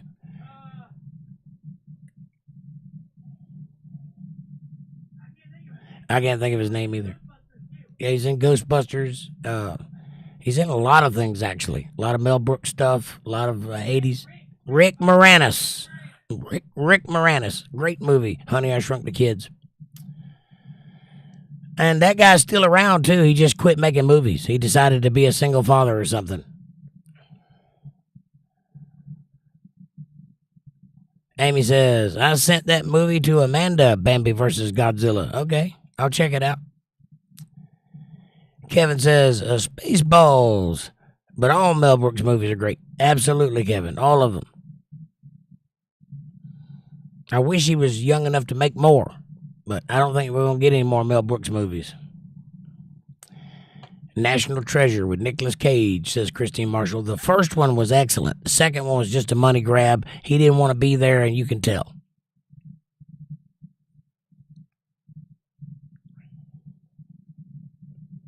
But the first one was fantastic. I liked it. That's a way to remake the Indiana Jones thing that Hollywood is missing so bad. And they could have done it. They could have turned that into a franchise, but they woke themselves out of business. Now the TV show National Treasure has a woman in Nicolas Cage's place, and it's not good at all. Walter Davis says Easy Rider should be shown in American history classes today. I agree with that. I like Easy Rider, although not a very good movie. But for its time, it was fantastic. It's basically about two stoners trying to get away with all kind of stuff as they traverse the United States on motorcycles. Amanda said, yes, Amy, Bambi should have won. Well, don't ruin it for me. I haven't seen it. Spaceballs is awesome, Kevin. Christine says, The Breakfast Club. Yep, we talked about that one earlier. Kevin says, Nicolas Cage, Lord of War. That was a good movie. Nicolas Cage is a very interesting actor. He either does the best movies you could possibly think of or the worst movies you could possibly think of. It depends on whether he owes the IRS money or he likes the script. You can tell, though. There are movies that he does where he is excited, he's in it, he shows up early, he does everything to get involved, and it's a great movie. There's also movies where he's trying to make a payday, and he's like, whatever, I'm here, you get one take, let's go. And you can tell both of those movies.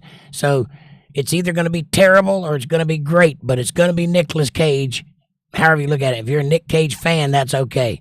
I'll give you an example.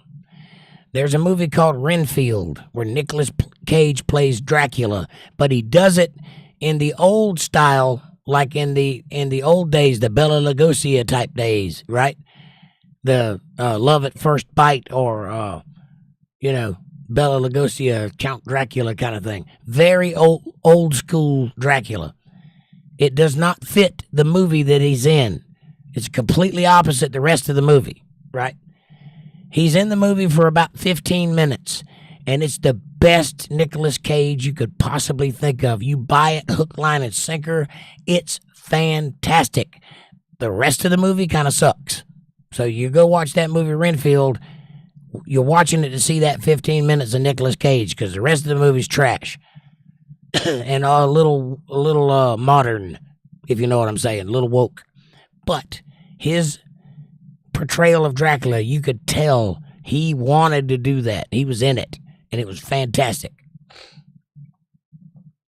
You take that versus Maggie, and you'll see what I mean. Or Kiss of the Vampire. That's a very bad Nicolas Cage movie. It's so bad, it's good.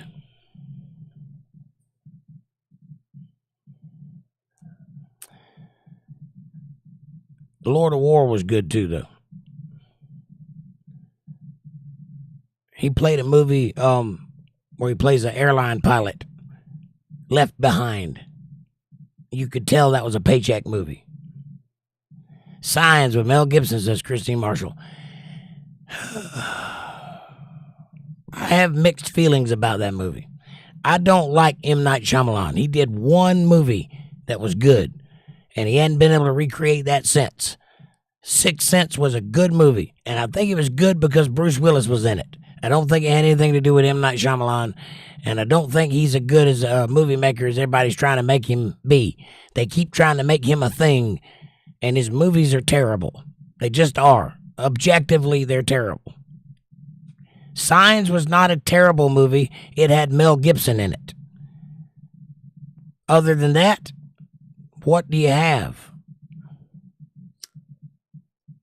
Overly slow dialogue and a terrible alien that barely shows up in the movie. Now, if you read that movie for subtext and realize that there's no aliens, this is a demon, this is the end of the world and it's demons taking over the world, and it's holy water, not water, because, if they're that advanced and can fly all the way across the universe to get here, you'd think they would have checked the weather before they showed up. Anyway, or you think they'd be wearing spacesuits and not running around naked. But other than that, I digress. If you use subtext to watch the movie, then it's okay. It is a good movie.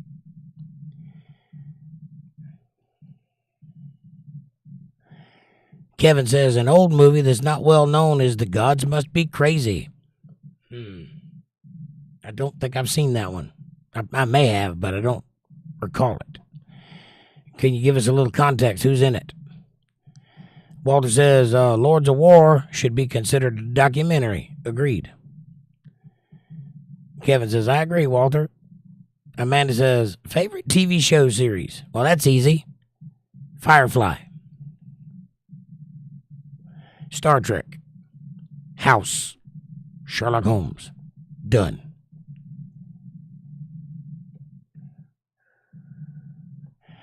Walter Davis says, The Gods Must Be Crazy was great. Can you give me a little context? Who was in it? What's it about? I'll go check it out. Kevin says, Married with Children. Nice. That was a good TV show. Ahead of its time. The movie Instinct with Anthony Hopkins and Cuba Gooding Jr. was fantastic. Very good movie. I did enjoy that one a lot. Basically, he played the same role in the movie The Rock for about 10 minutes of the movie. And then he turned into Sean Connery. Which also had Nicolas Cage in it, The Rock. It was a good movie. But yes, Instinct was fantastic. And also Medicine Man was a good movie with Sean Connery in it. Aaron says, Radio. Radio is one of those drama movies that I'm not real fond of because it's like one of those intentionally pulling the heartstrings. But it was all right. I like Cuba Gooding Jr., so it was all right. Kevin says, Walter, I can't believe you've seen it.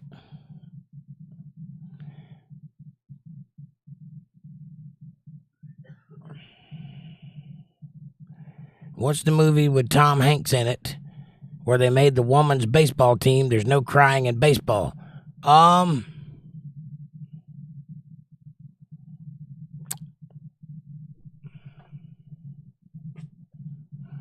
Hang on.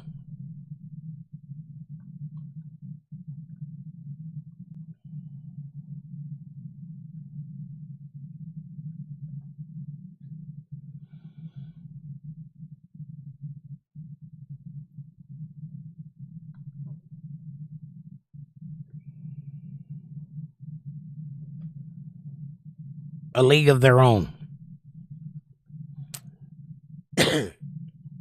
A League of Their Own, Tom Hanks movie. I have seen that, but it's been many, many, many, many years ago, and I don't remember a lot about it.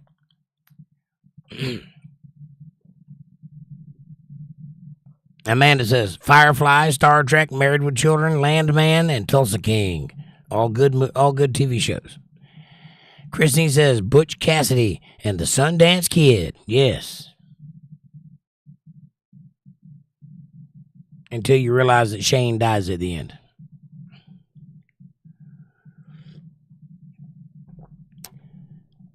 Kevin says, Christine, yes, that is a good movie. I'm much more fond of the movies Young Guns. I like those. I love good Western, True Grit, Rooster Cogburn. Yeah, I love that kind of thing too. But Young Guns is a very good modern Western. Harley Davidson and the Marlboro Man. What's that movie with who was it? It was Woody Harrelson and Wesley Snipes, I think it was. One of those guys. Pay something. Payback, Payday. I can't remember. It was a good movie. Good modern Western movie.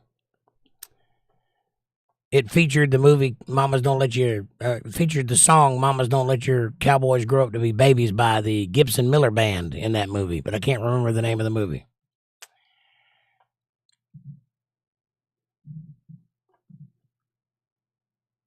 Under the Dome, says Amanda. I didn't like that. It was very childish. I didn't like that movie or TV show.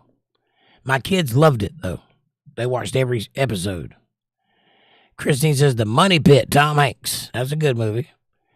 Meet the Burbs was a good movie by Tom Hanks. Or The Burbs, not Meet the Burbs. The Burbs. That was a very Tom Hanksy type movie. Tom Hanks, Billy Crystal, John Candy, Steve Martin, that kind of joie. Aaron says, that one, or that's the one, Jake, with the taxi. I had the wrong name. With the taxi. The Fifth Element? Is that what you're talking about? I don't remember. Walter says, Air America was great. Yep. And mostly true. I knew an American pilot. And I knew an Air America pilot. Air America. I'm pretty sure I've seen that one. Is that the one with Tom Cruise in it? No, that was a different. That was American Made was the name of that movie. Kevin says, Polly, great movie to watch with the kids. Polly? Who's in Polly? DJ John says, gone in 60 seconds.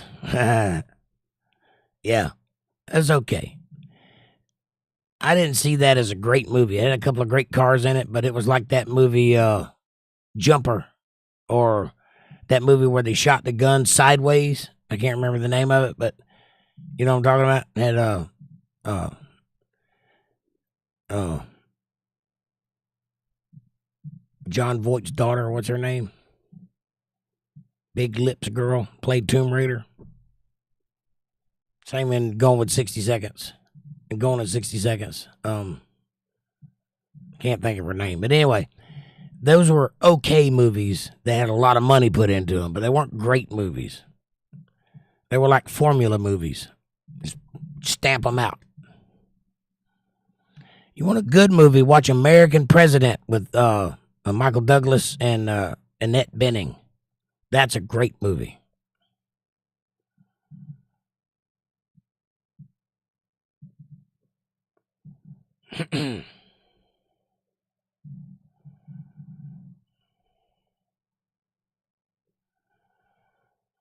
You can't handle the truth.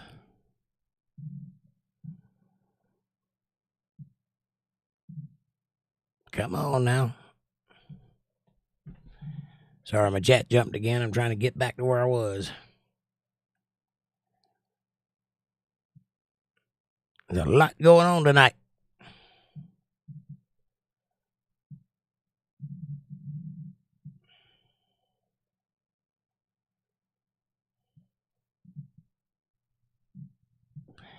Yeah. There we go. Going in 60 Seconds with Nicolas Cage. I love that movie, DJ, says Amanda. Walter says, The Godfather is Linda's family home movies. Ha! Godfather was a great movie. Scarface was a great movie. The Godfather 2 was a great movie. Linda Davis says, LOL, Walter. Christine says, Fear and Loathing in Las Vegas. Johnny Depp saying the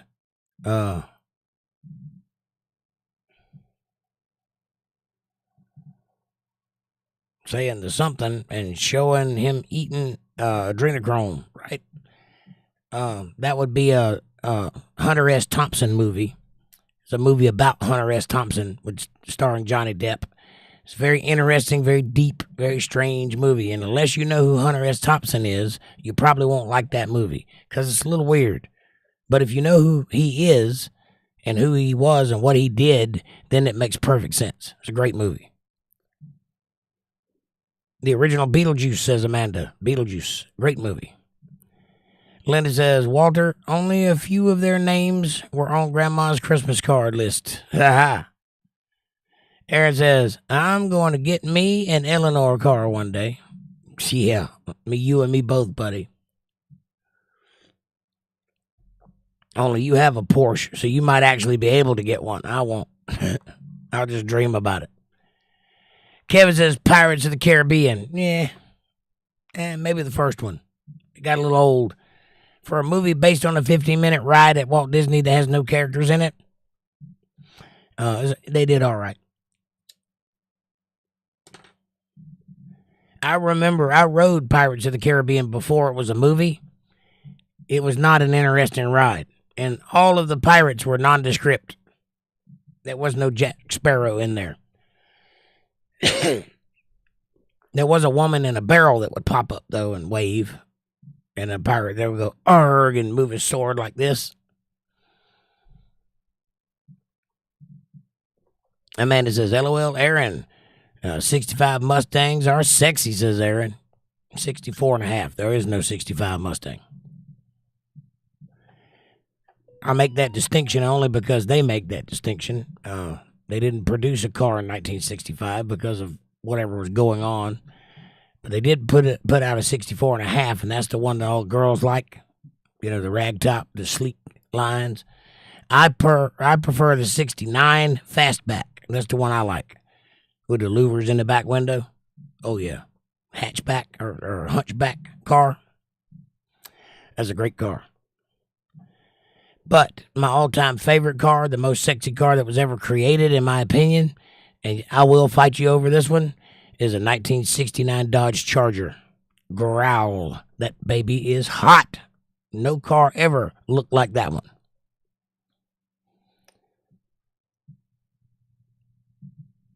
Amanda says, right, that particular 65 Mustang, the Eleanor. Was that a 65? Eleanor? I think that was a 69. Fastback. I could be wrong. Or it could have been one of those remakes. I don't know. I have to go back and watch the movie. I can't remember. I was thinking it was a more sporty car. I'd peacock dance for that car, says Aaron. I hear you. I had a chance. There was a guy I was in a band with his wife. She was a keyboard player.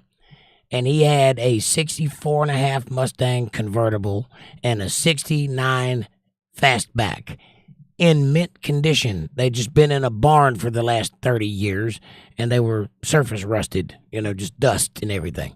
All original, had Krager tires on both of them, still aired up. And he said, I'll sell you these cars for the price of the metal. If you'll take them down and get them weighed, whatever the weight of the metal is, you can buy these cars from me. And I didn't have any money at the time.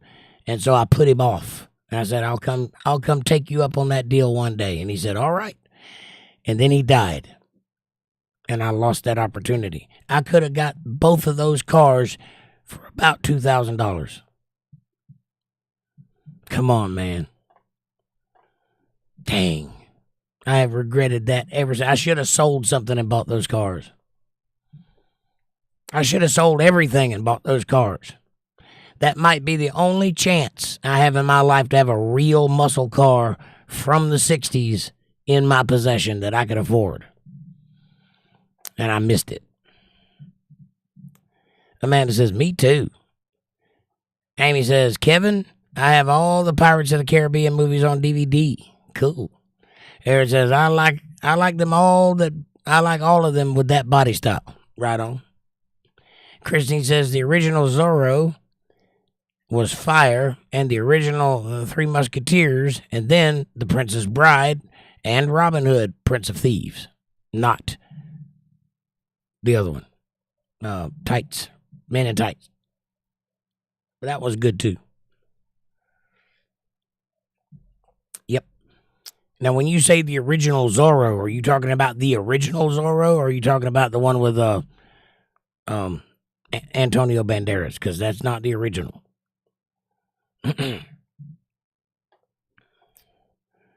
Amanda says, yep.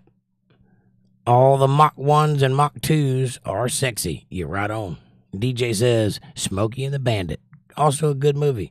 Convoy, also a good movie. Eastbound and down, loaded up in trucking. We gonna find something to be done. We got a long way to go and a short time to get there. Eastbound and let that puppy run. Good movie. Amanda says, damn DJ, on point. I love Smokey and the Bandit. I love that girl. What was her name? The little tiny one? You know who I'm talking about. Can't think of her name right now, but good gracious. In that movie,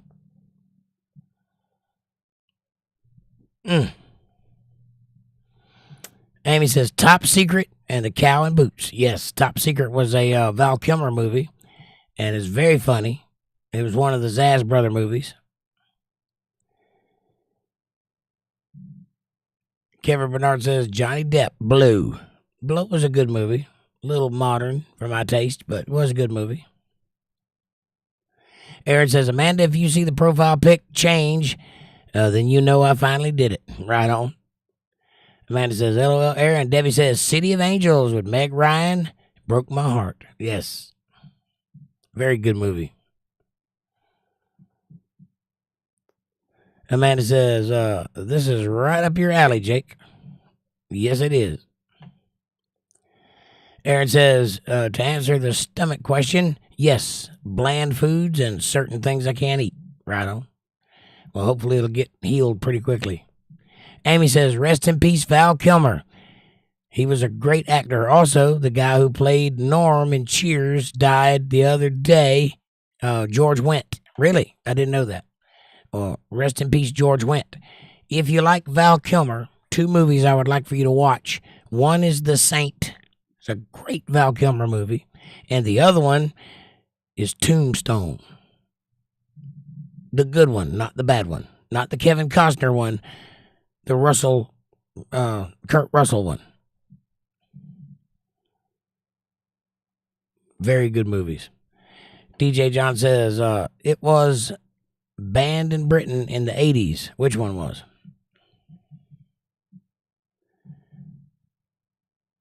Convoy was? Why? Amanda says, The Firm. The Firm with Tom Cruise? Yeah, it's a good movie. I much prefer The Devil's Advocate, though, which is a play on The Firm. I like The Firm, but The Devil's Advocate's better. Way better. With Al Pacino. I'm a fan of man. Can't beat that movie. Amy says, Time Bandits was a fun movie. And The Goonies. Very good movies. Goonies, top notch. Kevin says 6 days and 7 nights, Harrison Ford. I said that one. That's one of my favorite movies. It's got everything in it. Aaron says The Saint was great. Yes, it was. I wanted to be that guy when I was younger. Amanda says, hi, Debbie, if I missed you. And Kevin says, hello, Debbie. And hi, Debbie, if I missed you. I think I said hi. Amy says, I still haven't seen Schindler's List. Oh, if you need to get Les Miserables and Schindler's List, then watch them back to back. Both of those movies are fantastic. Walter Davis says, The Dukes of Hazzard and The Last American Hero should be driving instructional movies. The Greatest American Hero. Yeah.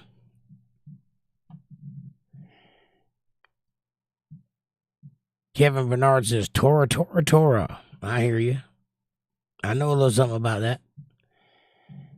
DJ John says, the Warriors gang fights was wild. Amanda says, Jake likes anything with boobies in it. Of course I do. I'm human and male. And I have a mustache that would make people jealous. Christine says, Humphrey Bogart movies are great. Here's looking at you, kid. Walter Davis says, Clerks was great. Clerks was good. Yeah. Kevin Smith blew his wad with Clerks, though. He's not a great movie maker. If you don't believe me, watch Red State. Amanda says, LOL, Walter, right? Christine says, I do like the John Wick series. I like the first one. It got crazy after that. Don't care for it. I like the first one, though. It was great. The first one was done by stunt makers, the people that have worked with Keanu Reeves a long time. His stunt double was in the movie. His stunt double actually directed the movie. So it was that kind of thing. It was made by stuntmen for stuntmen. So that's why it was so great. And he actually trained a long time to play that role. But when they started trying to fill out the lore of the movie and expand it into a universe, they lost me. It was perfect the way it was. An unknown man who originally was supposed to be Clint Eastwood playing that role, by the way, when that movie was written. Could you imagine that? Clint Eastwood playing the John Wick character? But he got too old. That's how long that movie's been floating around Hollywood, by the way. But eventually they settled on Keanu Reeves and made him younger. And it's like the movie Omega Man. If you've ever seen the movie I Am Legend, go back to the 80s and watch the movie The Omega Man, and you'll see the same movie, because it is the same movie. It's the same script, just made by two different makers. Linda Davis says, we didn't let the kids watch Dukes until they were a little older. I wouldn't even let them watch American Graffiti when you wanted to let them watch it, Walter. I was the mean mommy. Well, sometimes the parent has to be the mean mommy or mean daddy because they know what's best for the kids, and there's no fault in that. Amy says, The Last Dragon. Very nice. It's about a guy named Bruce Leroy trying to get the glow. Kind of campy, but funny. Right on. Aaron says, Maze Runner was good. The first one was pretty good, yeah. Again, when they tried to expand the universe, they lost me. They try to make it too fantastical. You just put some people in a situation and then make the movie. It's great. You try to make a universe out of it, you lost me. I don't need a franchise. I just want to watch a good movie. I miss the days when they could just make a movie and it be great and then leave it alone. Now everything's got to have three movies or a franchise. It's ridiculous. Walter says, Fast Times at Ridgemont High was great too. Yes, it was. Yes. Phoebe Cates, make your tongue slap your brains out. Kevin Bernard says, The Mechanic, the Charles Bronson Mechanic, not the Jason Statham Mechanic, which was good, but way too fast. They just hit the beats in that movie. Just a shot-for-shot remake with none of the context. You want to watch The Mechanic, watch Charles Bronson. They do the backstory. Also, Death Wish, Charles Bronson. Great movies. Got a little weird towards the end because they made like 6 of them. The first one was fantastic. Aaron says, Yo, Amy, you know about Bruce Leroy? Bruce Leroy, yes.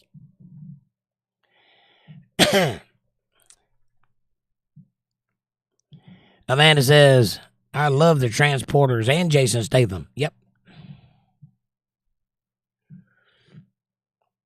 He's got a new movie out that's like a sequel to The Beekeeper called The Working Man. We tried to watch it the other night, but it was messed up, so we didn't get to see it. Amy says, The Mechanic with Jason Statham too, Kevin. Yeah, it was good, but if you watch it in comparison to the original, they take out all the context. They just do the highlights. It doesn't make nearly as much sense because they take out all the stuff. They made that movie for people who have seen the original. That's my only way of guessing because they leave out a bunch of stuff. If you watch the original, you get the whole story. It is a little bit longer and made in the 70s, so it's a lot slower, but a lot better of a movie. A lot more complete. Debbie says, I was near the set when Twisters was being filmed. The talk around town was Helen Hunt is a real witch with a capital B. Yes, but she looked great in that tank top, didn't she? Yeah, I love Helen Hunt. She was my childhood crush because I liked her when she was on that show Mad About You, which was one of my favorite movies, and my ideal, that's what a wife should be kind of person.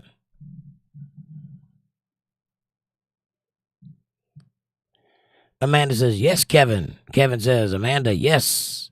Christine says, Waterworld, Kevin Costner. It's like Mad Max on the ocean. I love it. Christine, that's a great movie. If you liked Waterworld, you should see The Postman, also a Kevin Costner movie.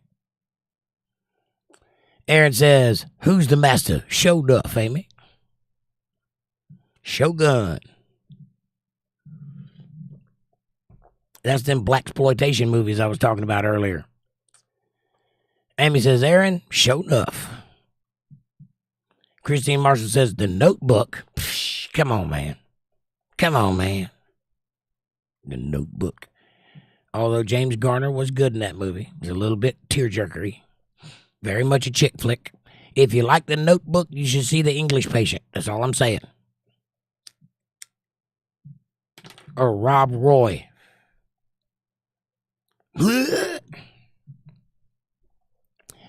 Linda says, Walter hates the movie Pretty Woman. As do I.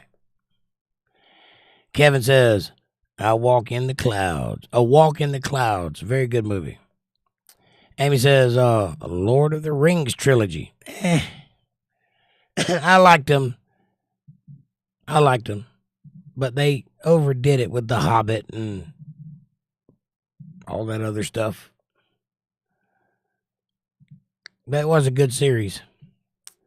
Amanda says, Safe Haven. I don't know that one. Kevin says, yes, Amy. Christine says, Inception, Leonardo DiCaprio. Yeah, that's a Christopher Nolan movie. Same guy that did Batman: A Dark Knight and Tenet. The Inception and Tenet are terrible movies. I'm sorry. They're terrible. But they are interesting to look at. I'll give you that.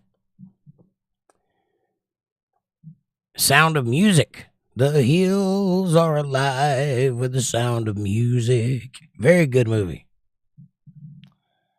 Chitty Bang Bang. If you like Sound of Music, you should see Chitty Bang Bang. Amanda says, Bambi and Godzilla. I will show you later, Jake. Is it a 2 girls, 1 cup thing? It's a 2 girls, 1 cup thing, isn't it? Christine Marshall says, Interstellar. Right. Yep. I think that's Christopher Nolan also, isn't it? I think it is. Yeah, I'm pretty sure it is. And Oppenheimer was his latest movie. One of his latest movies. Okay movie. Pretty good. Very long-winded for my taste. But, and also the science is wrong, but it's a good movie. Walter Davis says, Linda, the kids all had lawn tractors by 5, driving the 88 Ford by 7, and driving trucks and big tractors by 10. What would the Dukes of Hazzard have done? Taught them how to jump those things. Shoot outhouses with flaming arrows. Evade the police. Talk back to your elders. Be mean to beagles or hound dogs. Need I say more? Drink moonshine. But yeah, I hear you. Debbie said, I was also on the set of Bridges of Madison County. Also a good movie. I even was in the tub Meryl Streep takes a bath in, LOL. I've been to all the bridges too. The house was fun to walk through. Interesting. If you like Bridges of Madison County, you'll like Mississippi Burning. Amy Elizabeth says, that's cool, Debbie. Kevin says, Departed with Leonardo and Jack Nicholson. That's a good movie. The Departed, that's a pretty good movie. V for Vendetta, says Amy. Excellent choice. That's the guy that played Mr. Smith in the Matrix Behind the Mask. I can't think of his name right now. Anyway, it's a very good movie. V for Vendetta. It's almost a Zorro-like character. Boondock Saints, also same kind of thing, like a vigilante street crime fighters type people. Great movies. Debbie says the town Bridges was shot in Adel, Iowa, and they changed the storefronts, but inside was the same places before and after the movie. Right on. They do that a lot. Change places, film in Canada and pretend it's the South or something like that. Christine says The Chronicles of Riddick. The first one, which was called Pitch Black, I thought was a good movie. The Chronicles of Riddick, tried to be Star Wars really hard and failed. But it wasn't a bad movie. I enjoyed it. But it was not Star Wars. If you like the Chronicles of Riddick, you should give John Carter a chance, because it's a very much that same kind of universe. John Carter. Check it out. DJ John says, The Birds. Oh my God, The Birds. It's a horrible movie.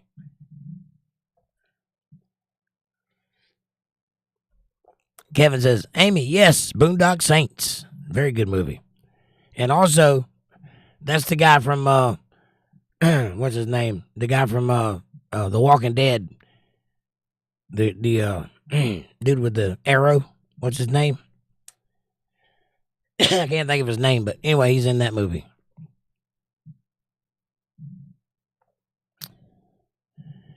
Amy says Natalie Portman was in V for Vendetta also. And also the guy from The Matrix is Mr. Smith. Natalie Portman. If you like Natalie Portman, you should watch Leon the Professional. It's a little racy, but it's a very good movie, and it does not go where you think it's going to go when you first start watching it. Christine says, The Birds 2. And Amanda says, Fast and Furious. Blah. They jumped the shark with the Fast and Furious. The first 9,000 movies were good, but the minute they started flying cars and swinging on cranes with cars, they lost me. Now, they took a step back and did Hobbs and Shaw, which is a Jason Statham The Rock movie, which is actually pretty good. Is based on two characters from the Fast and Furious franchise. So they took a step back, but they went overboard with the Fast and Furious. I tapped out at Tokyo Drift, if that'll tell you anything. About like the Marvel movies. I tapped out at Civil War. I can't take it anymore. It's too much. Too much nonsense. Give me a movie I can enjoy. Christine says, LOL. Kevin says, Birds on a Wire. Bird on a Wire is a good movie. Very good movie. If you like Bird on a Wire, you should check out Inside Job or Shoot 'Em Up. Both starring Clive Owen. I think you'll enjoy those. Christine Marshall says, One Flew Over the Cuckoo's Nest. Jack Nicholas as the crazy man with a lobotomy and a penchant for naughty nurses. Very good.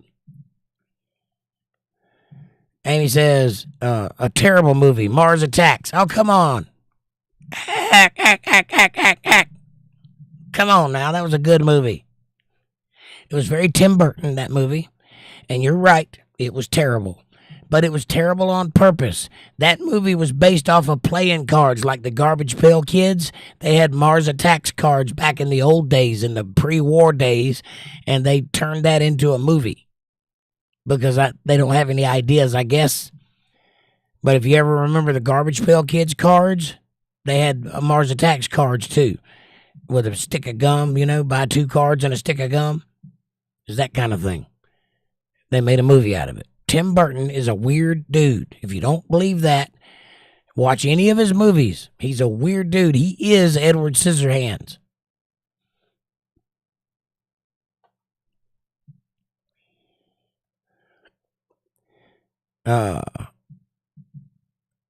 Coco's Nest, says Christine Marshall. Is that the one about the dolphins? No, it can't be. I don't know what that is. Kevin says, Amy, funny though. It was funny. Jack Nicholson plays a dual role in that movie. He plays a drunkard and a president. Rick Moranis is who we were thinking about. Thank you, Amy. Christine says, The Burbs. I brought that one up earlier. It was a good movie. Tom Hanks. If you like The Burbs, you should see Big with Tom Hanks. Also a good movie. Or a movie that's similar to that one. If you like that premise, The Burbs, you should watch hang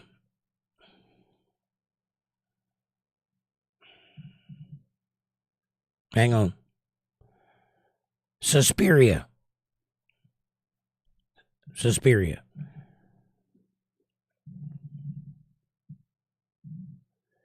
I got to think of the guy's name. Hang on, I'll tell you. It's the guy that played Mutt in Indiana Jones 4. That dude. He was also in the Transformers movies. What's his name?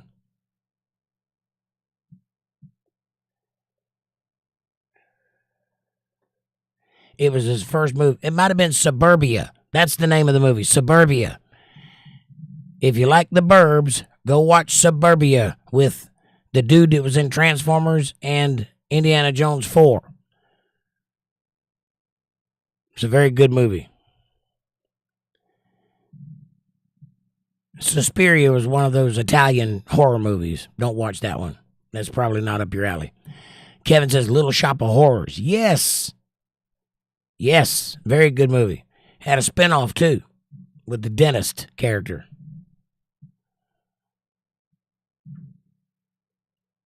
Steve Martin played the dentist. And Novocaine was that movie. Walter Davis says, My Name is Nobody is pretty good. It's thought-provoking. My Name is Nobody. I don't think I've seen that. Kevin says, Walter, yes. Is that a TV show or a movie? My Name is Nobody. Are you talking about Nobody with all the fighting?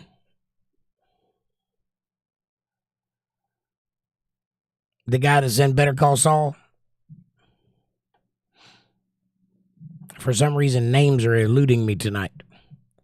Amanda says, yes, Kevin. Feed me, Seymour. Right on. That's a great movie. Very unlike Rick Moranis, but it's a very good movie. And it's actually dark. Dark Crystal. Very good movie. I love all Jim Henson's movies. Jim Henson was the master at creating another world that we could visualize through puppets. He's very good at it. The Labyrinth, Dark Crystal, a myriad of other things, the Muppets. Very good indeed. Excellent choice. Kevin says, Amanda, LOL. The Labyrinth, says Amy. Right on. Aaron says, Shutter Island was crazy. Yeah. That's a good movie, too. Isn't that also Leonardo DiCaprio? That's right up there with The Departed, I think. Made pretty close together. Aaron says, Never Ending Story. That was a good movie. A little weird. If you like the Never Ending Story, you should watch Gremlins. Gremlins is a good movie with the same look. It's not the same kind of movie, but it's got the same look, same fantastic appearance, because it had the same creature effects guy. Christine Marshall says, Nothing to Lose with Martin Lawrence and Tim Robbins. Excellent movie. There's a spider on your head. Man, I don't talk your jive talk. What do you mean there's a spider on my head? I mean, there's a spider on your motherfucking head. It's a great movie. If you hadn't seen Nothing to Lose, you need to. And then since you watched Tim Robbins, you need to watch The Shawshank Redemption and Howard the Duck. I know Howard the Duck's been touted as a bad movie. Go watch it. It's a fantastic movie. I'm sorry. And also the first Marvel movie. They don't like to admit that, but it's true. It's the first Marvel movie, and it's the first George Lucas movie post Star Wars. Walter says, me and my friend were going to ride out motorcycles to the Mardi Gras, and my aunt in New Orleans, and we wouldn't allow it. She wouldn't allow it. Well, dang, that would have been a great ride. Lots of titties at the Mardi Gras. Believe me, I used to live in New Orleans. I saw the Mardi Gras 3 times. Pretty interesting. Amy Elizabeth says, I love Nicolas Cage and Ghost Rider. Yeah. Yep. Not a good movie, but a good Nicolas Cage movie. Christine says, Con Air. Put the bunny back in the box. I don't know what kind of accent that was. I'm Southern, and that's not Southern, but I love Nicolas Cage in Con Air. That is a fantastic movie, also featuring Cyrus the Virus and other penal lore. And Billy Bob Thornton. Billy Bob Thornton's in that movie? Are you sure about that? What character does he play in that movie? I don't think Billy Bob Thornton's in Con Air.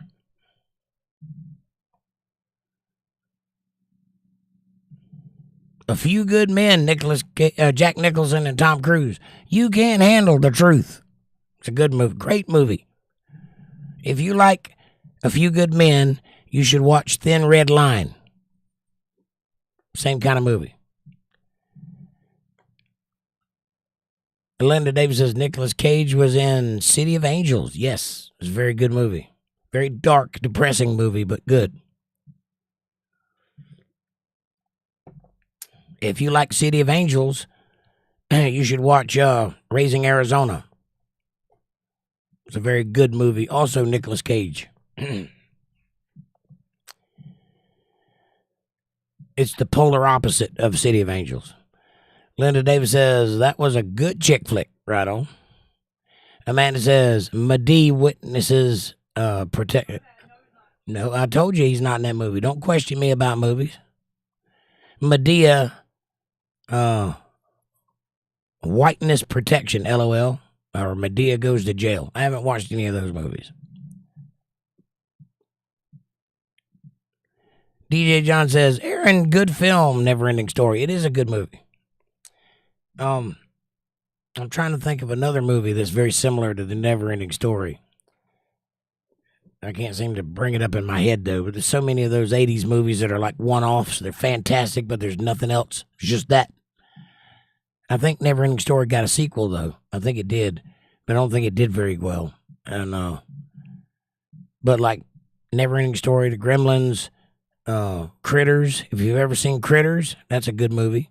Totally came out at the same time as Gremlins, but they were literally separate movies. Not only did it have somebody from Gremlins in that movie, but Gremlins is referenced in that movie, but they came out at the same time, but they were written by separate people. It's one of those cases of great minds think alike and more than one person gets the same idea kind of thing. It's not a ripoff, but it feels like it. It's very similar movies, but it's not a ripoff. And also has E.T. alumni in that movie. And Scott Grimes, who is now currently playing in the show Orville and did a lot on Family Guy. So there's some pedigree there. It's a good movie. Check it out. Gremlins and Critters. And Critters got 4 sequels. And Amanda says Orville was a great movie for a series. A great TV show for a series. Yes, the Orville is great. If you love Star Trek, but don't like new Star Trek because it's garbage, watch the Orville. It'll give you all the feels and emotions, and it feels like Star Trek, but it's not. Also, what is the name of that show?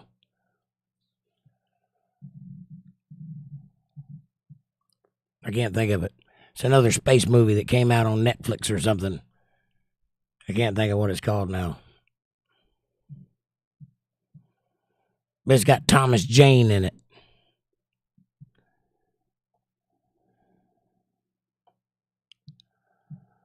Anyway, it's a good space movie. A good space TV show. I can't think of what it's called. I do that about half the time, don't I? Can't think of something. I apologize. I'm losing my brain.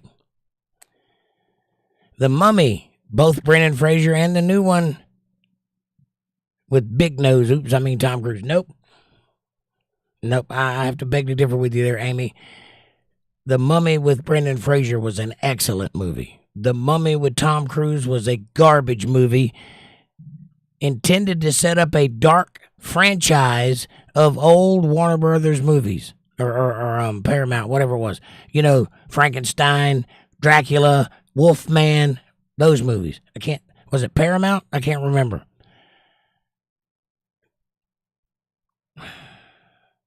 MGM maybe? Those monsters. Old monsters. The Mummy was one of them. And they were going to set up a franchise with Dr. Jekyll and Mr. Hyde and the Bride of Frankenstein and the Wolfman. But the movie did so poorly, they killed it. And they never did it. It was going to be dark, whatever that movie franchise is. I mean, studio. I can't remember. But yeah, the Tom Cruise one I didn't think was a good movie at all. But the one with Brendan Fraser is a masterpiece. It's a great movie. If you liked The Mummy with Brendan Fraser, you should watch Blast from the Past, which is a Brendan Fraser movie. It's excellent.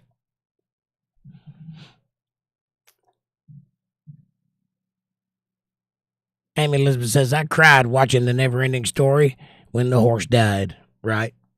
The horse stuck in the mud. My Cousin Vinny, great movie. Yes. I missed that guy. Apparently, he was a real gangster, though. And that's what he does now. I can't think of his name either. The guy that played Vinny. But that movie starred Ralph Macchio, too. And if you like that movie, you should watch the movie Crossroads with Ralph Macchio. Excellent guitar movie. Blues, baby. And if you like blues movies, Black Snake Moan should be next on your list.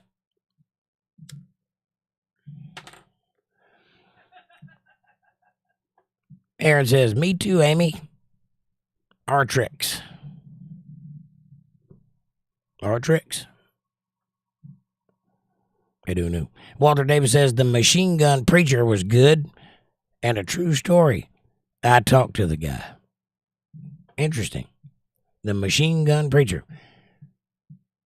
Well, if you like the Machine Gun Preacher, you should watch Rutger Hauer's The Shotgun Hobo. I think you'll like that movie, too. Or Hobo with a Shotgun. It's one of those. I think it's Hobo with a Shotgun. What is 𝕬𝕗𝕗𝕗𝕗𝕗𝕗𝕗𝕗𝕗? DJ John says, Amy, so did I. Cried when the horse died. That must be the horse's name. 𝕬𝕗𝕗𝕗𝕗𝕗𝕗𝕗. Aaron says, I loved Falcor the Dragon. Oh, yeah, we're talking about The Never-Ending Story. Got it. It's been years since I've seen that movie.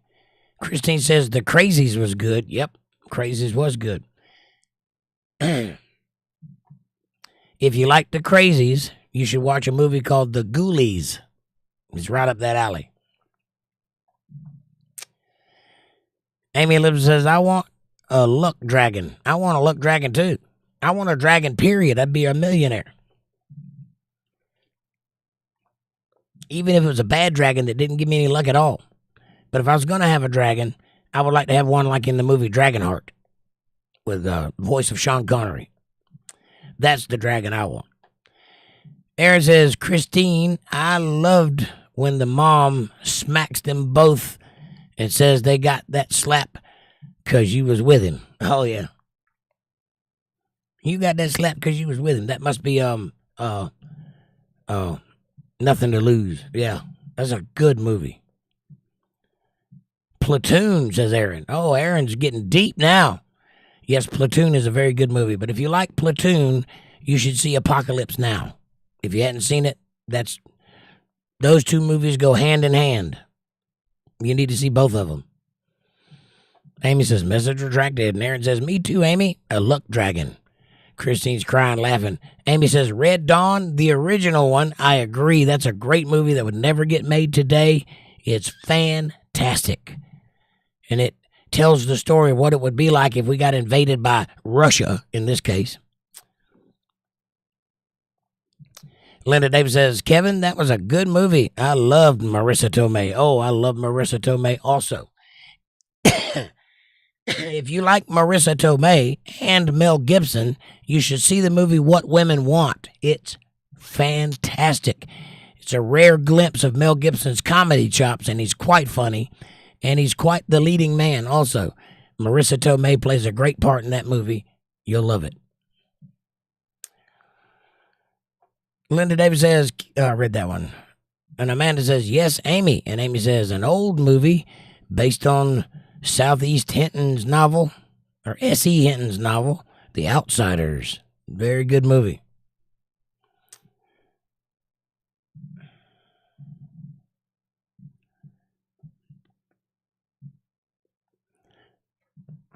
What's that movie where the boys go down the railroad tracks and find a dead body?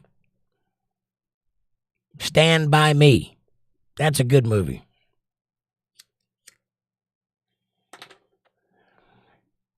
A League of Extraordinary Gentlemen, says Christine Marshall. A League of Extraordinary Gentlemen is the last Sean Connery movie. That movie broke Sean Connery.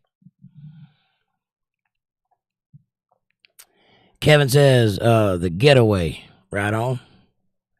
Or Get Smart. Or Coach Carter. All good movies. Yep. Amy says, A League of Extraordinary Gentlemen, Christine. That's it. Kevin says, Amy, yes. Amy says, anything with Patrick Swayze. Agreed. Ghost. Roadhouse. Dirty Dancing. The one where he's on Mars. That I get confused with Red Dawn because it's got a similar name. Caucasian Sasquatch, what's up, buddy? He says, I went to go look at an RV. I really like it. It's a vintage 22-foot Brave. Excellent. Congratulations. Aaron says, Jet Li, The One, and Jet Li Unleashed. Very good movies, came out early 2000s or 1999, somewhere in that area. Both great movies. Jet Li was a short-lived but fantastic martial artist. Caucasian Sasquatch says Modern Problems. Right on. DJ says The Last of the Mohicans. Yeah, we talked about that one earlier. If you like Last of the Mohicans, you should see the Dances with Wolves or the Man from or the Man Called Horse. That's a good one. A Man Called Horse. That's his name. Kevin says, The Sting, Robert Redford, and Paul Newman. Nice. If you like The Sting, you should watch Rear Window. I think that's the name of it. Rear View Window, or Rear Window, something like that with Gene Hackman. It's a good movie. Caucasian says, needs a mechanic to fix brakes and fuel tank put back in it. Well, that seems like an easy job. Brakes are nothing. Fuel tank's nothing. You have a harder time getting the fuel pump working. Aaron says, oh yeah, the movie Big with Tom Hanks. That's a great movie. There's a myriad of those switch places movies. Freaky Friday and something 13, I can't remember. Whatever. Good movies. Amy says, hi, Caucasian Sasquatch. Caucasian says, Amy. Wanted was a good movie. Yep. That's the one where they shoot the gun sideways. Yep. I was trying to compare that to another movie that we were talking about earlier, and I couldn't think of that movie. Now I can't think of the other movie. Wanted. Yes. Amanda says, good one, Aaron. I want floor piano like that. The little jumping pad, they're really not useful. It's kind of hard to play piano with your feet. Turns out you need more than two. Unless you're playing chopsticks, and then that's okay. Walter Davis says, John, The Last of the Mohicans was good. I have ancestry that was there. Wow. And you talked to the guy. Old World, welcome to the show. Welcome back. He says, One Flew Over the Cuckoo's Nest with Jack Nicholson, directed by Milos Forman. He's a Czech director. Genius performance of Jack Nicholson. You are absolutely correct. That's a very good movie, One Who Flew Over the Cuckoo's Nest. And if you like that, you should watch The Shining with Jack Nicholson. Also a good performance. Very good movie. Thank you, Old World. And welcome back. Linda Davis says, Amy, I think The Outsiders was the only book I read in high school that I didn't cheat and just get the Cliff Notes on. Right on. Angelina Jolie, thank you, Caucasian. That's the girl I was thinking of with the big lips. John Voight's daughter. Thank you. Amanda says 48 Hours. 48 Hours is Nick Nolte and Eddie Murphy, and it's a very, very good take on the buddy cop genre. As a matter of fact, they might have invented the buddy cop genre with that movie. It's a great movie. If you hadn't seen it, immediately go see that movie and then watch Beverly Hills Cop just for the fun of it, because it's a great movie also. Very nice. I think my chat jumped. Hang on. I was getting too close to the end. They said you can't do that.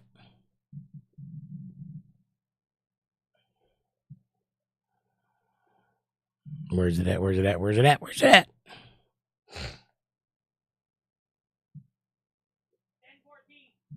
10:14. Thank you.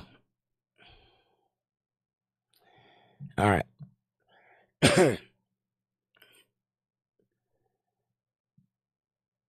Aaron says, Amanda, they had one in Ford City.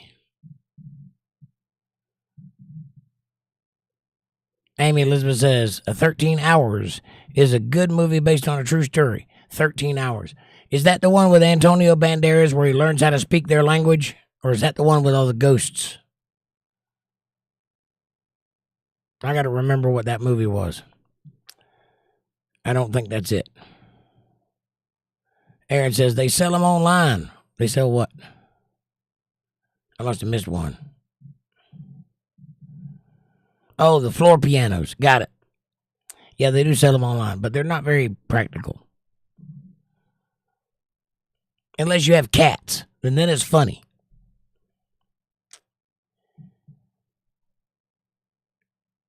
Christine Marshall says, Shawshank Redemption, Morgan Freeman and Tim Robbins. Very good movie, Shawshank Redemption. It's a masterpiece, masterclass in good movie telling, good storytelling. If you like Shawshank Redemption, I recommend Tango and Cash. It's a little different movie, but still a prison break movie. It's fantastic. 13 Ghosts, says Aaron. That's the movie I'm thinking of. Rush Hour, says Amanda. Yes, if you like Jackie Chan, Rush Hour is a good movie. But I would recommend Jackie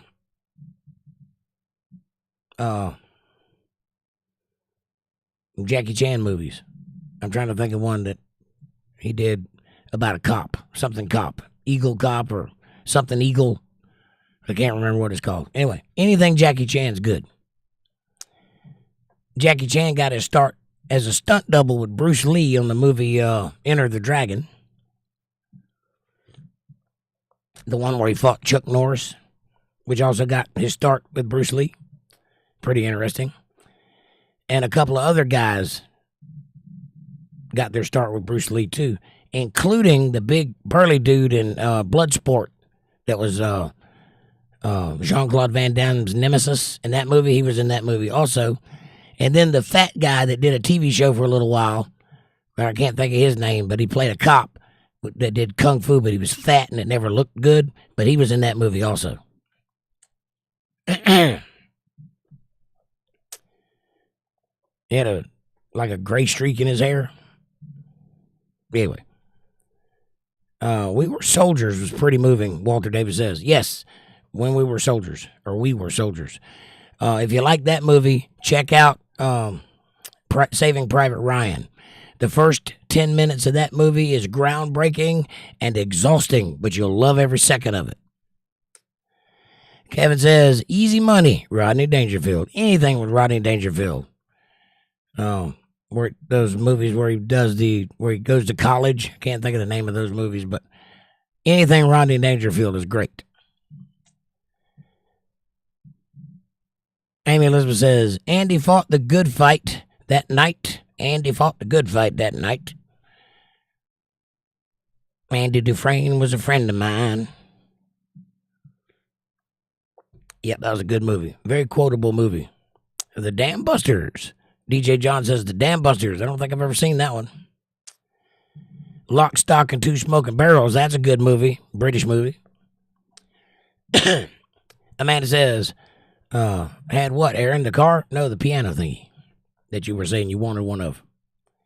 Walter Davis says, African Queen is great. Really?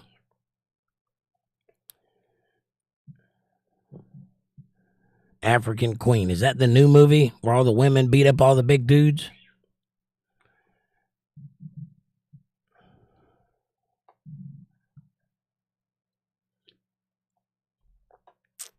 And Amanda says, yes, Kevin. Kevin Bernard says, Caddyshack. Oh, yes. You got to watch Caddyshack, if nothing else, for the gopher. First animatronic gopher in history. If you like Caddyshack, you need to go immediately and watch Ghostbusters. It's the same pedigree, the same thing, and also Animal House. Amy Elizabeth says, I cried when Brooks died in the Shawshank Redemption. Christine says, Hunter S. Thompson ate adrenochrome and made and produced by tortured kids. Adrenochrome, which is legendary for the conspiracy theory that it is made and produced by excreting enzyme from inside the brain of a child when terrified. And then they kill the child and extract that and make this adrenochrome. However, there's no proof that that is true. I don't know if it is or not. There's some pretty weird stuff out there in the world, and it would not surprise me if that was one of them. But I don't have any hard evidence that it is. But it's obviously enough of a conspiracy theory they're making movies about it. Adam Sandler's movies, some are good, others are whatever. Right, Amanda? Yeah, some of Adam Sandler movies are pretty decent. The first one of him and the girl from Friends, what's her name? Where he plays a cop and they have to go on a cruise and solve a murder, or go to another country and solve a murder. I forget what it was. But that was a good movie. And the one where he's a billionaire, he's like a retarded kid that inherits $1 billion. That was a pretty good movie. The Deed, something like that. Mr. Deeds, that's the one. And Waterboy was pretty good. But some of his movies are just silly. Like the one where he plays himself and then his sister. That was a pretty silly movie. Coming to America, Eddie Murphy. That's a great movie. The remake wasn't bad either. Or soft reboot, I guess it would be. I guess it could be called a sequel. There's a lot of sequel type stuff in it. If you like Coming to America, let me recommend something you may not have seen. I don't know. It's a good chance you haven't seen it. It is an Eddie Murphy movie, but it's unlike anything else in Eddie Murphy's roster. It's called Vampire in Brooklyn. If you have not seen it, go see it right now. It is a great Eddie Murphy movie. His role is not funny at all. He plays it straight. And he's kind of scary, actually. But it is a funny movie overall. It's a comedy. But his character in that movie is straight. And I think you'll love it. If you have not seen that and you like Eddie Murphy, go see that movie. Vampire in Brooklyn. Kevin says, Little Nicky. Yeah, that was a silly movie. Christine says, Coming to America. Beverly Hills Cop were good movies also. Yes. Beverly Hills Cop might be his best role. Most iconic role, rather. Debbie says, Aaron, my first car was a 76 Ford Maverick. Hey, mine too. How about that? I don't know if it was a 76, but it was around there. It looked like a Mustang. It looked like a Mustang that didn't have a job. It kind of looked like a Mustang, but it was kind of not a Mustang. It had the gas tank in the back, with the little wheel or round lid, and it had the Mustang type back tail lights, and it was vaguely shaped like a Mustang, but it was a family car, not a sports car. Anyway, it was a great car. Ford Maverick. Aaron says, nice. That's a beautiful car. It is. I loved it. I wish I still had it. Christine said, oh, the Green Mile. Christine, that's a great one. Yes. Amanda says, Ford absolutely made a 65 Mustang. They absolutely did not. You need to look into that. Kevin Bernard says, Shelby Cobra. Right on. Now, that's a good-looking car. Amy says, Traffic. Putting on my chapstick. There's a Ford Maverick movie quote from the Malibus. Most Wanted. Malibu's Most Wanted. Traffic, putting on my chapstick. There's a Ford Maverick. That's not quite a limerick. You need another line. I've never seen Malibu's Most Wanted, though. But I'm guessing it's a movie set in California. Walter Davis says, I got a 65 Mustang coupe in the backyard. 289 4-speed. Okay. There you go, Christine. 1964 and a half was the first year Mustang. Of course, you know, though. Right.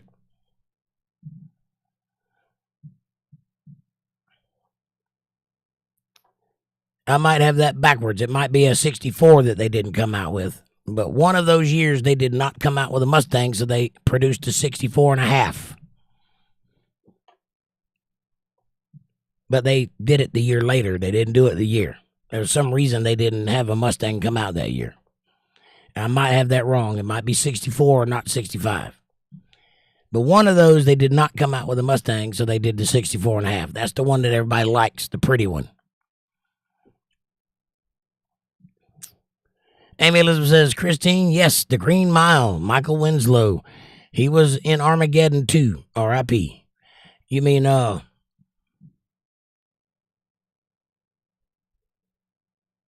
don't think his name was Michael Winslow, but I know who you're talking about. The big black guy, big tough looking dude with a deep voice.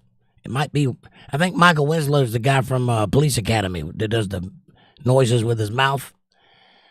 I think his name is right on the tip of my tongue. What's that guy's name? Was in the Green Mile.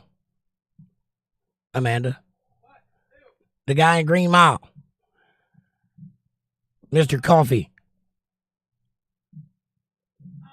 No, Mr. Coffee.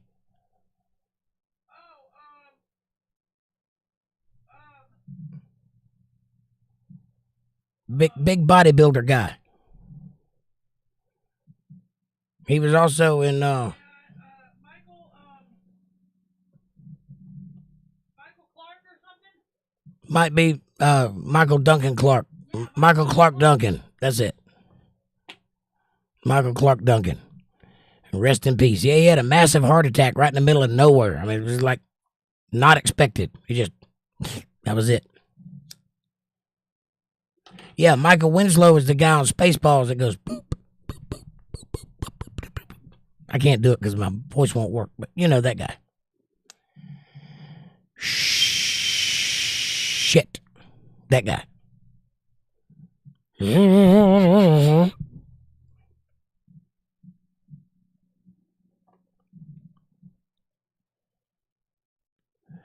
Aaron says, Walter, that's so cool.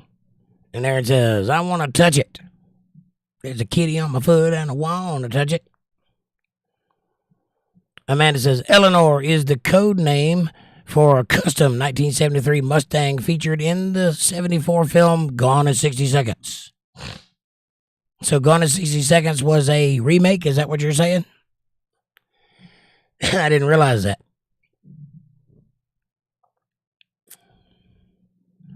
Linda Davis says, Cannonball Run. Very nice. The first movie I took my little brother to, and he was standing on the seat, and it folded, and he hit the ground. And it wasn't that funny at the time when I had to explain it to my mom. I bet you can laugh back on it later. Yeah, they did a series of movies like Cannonball Run. There was a bunch of, like, Death Race 2000 was one of them. Cannonball Run. Smokey and the Bandit, a bunch of you got to get there quickly type movies. Around the World in 80 Days is another one based on that premise. It's a great movie, Cannonball Run. Aaron says, Lady in the Water was good.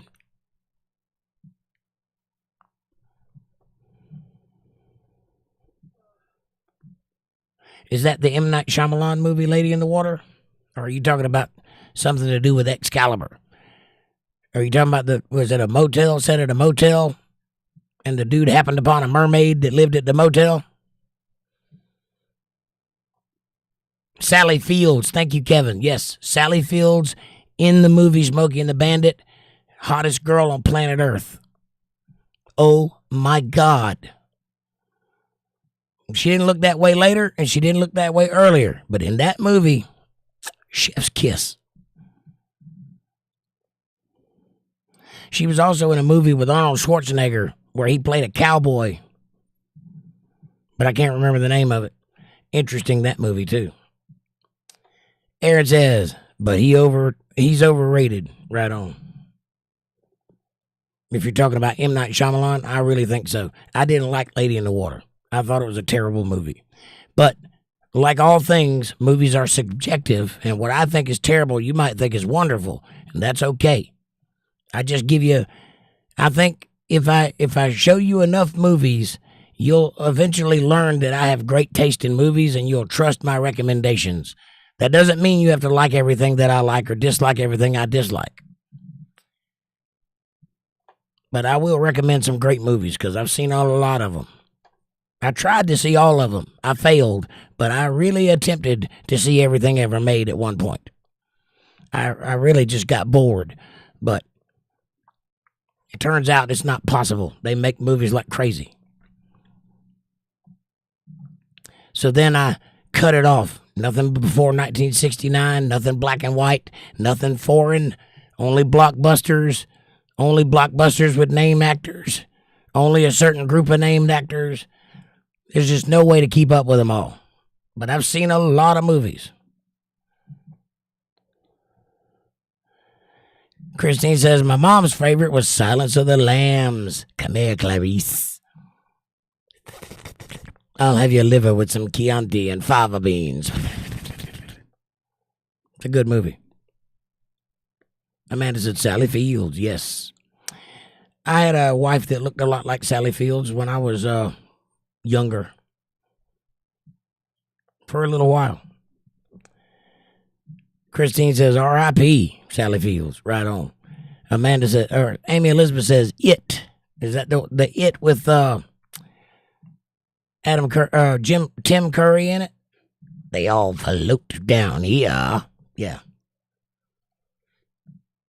Don't care for the remake, but the original, spooky.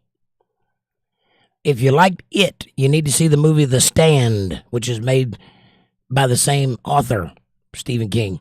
But The Stand is a good movie. The original one, not the remake. M-O-O-N, that spells moon.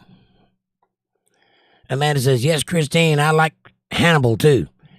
Yeah, a lot of people liked the sequels to Silence of the Lambs. I didn't care for them. I liked Silence of the Lambs, though.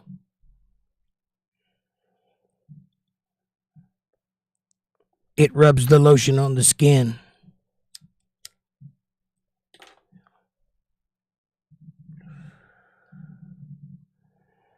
Christine says, thumbs up. And Kevin says, Heat. Heat is a great movie with Al Pacino and Val Kilmer, I think, is in that movie. That's a great movie. Christine says, Point Break. Yeah. And Speed. Yeah. Yep. All good movies with Keanu Reeves. Stranger Things, says Aaron. That's a TV show, isn't it? And yeah, I've heard that it was good, but I can't bring myself to watch it. I'm just tired of movies with a bunch of kids in them. Because they never do it like they did in the 80s.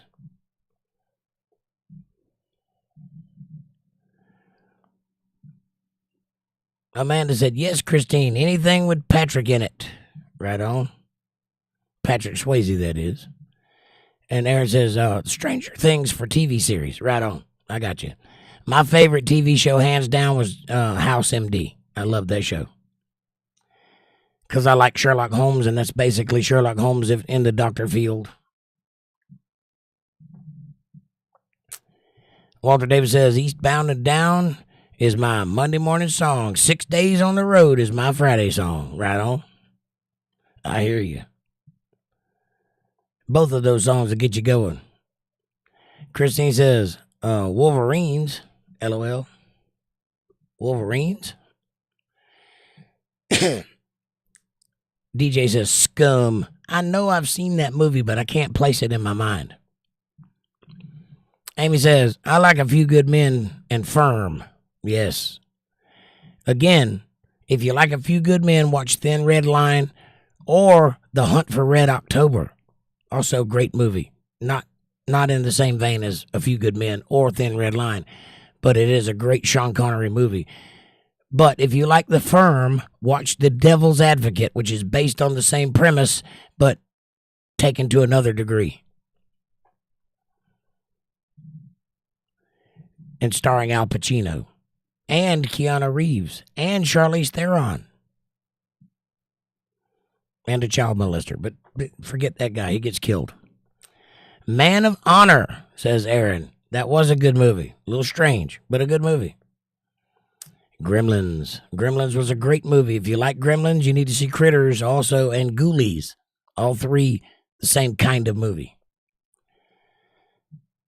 And Amanda says, Aaron, I watched The Help today. You want some pie?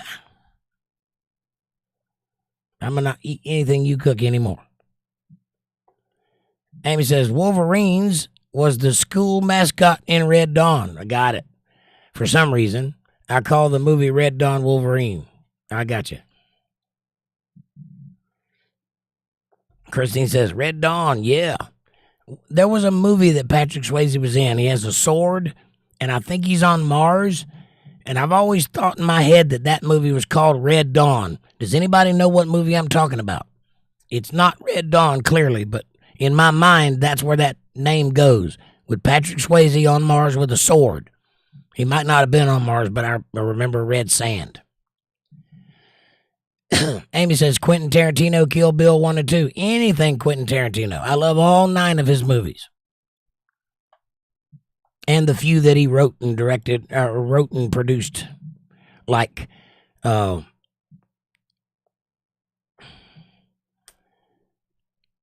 Dusk Till Dawn.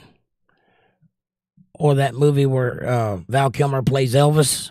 I can't think of the name of it. It's got Pump Up the Volume guy in it.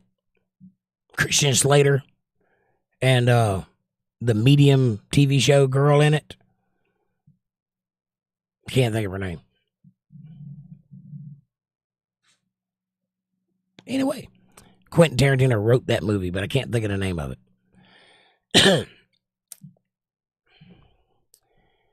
Christine says, good night, y'all. Christine, thank you for being here, buddy. Thanks for joining us on a Wednesday night.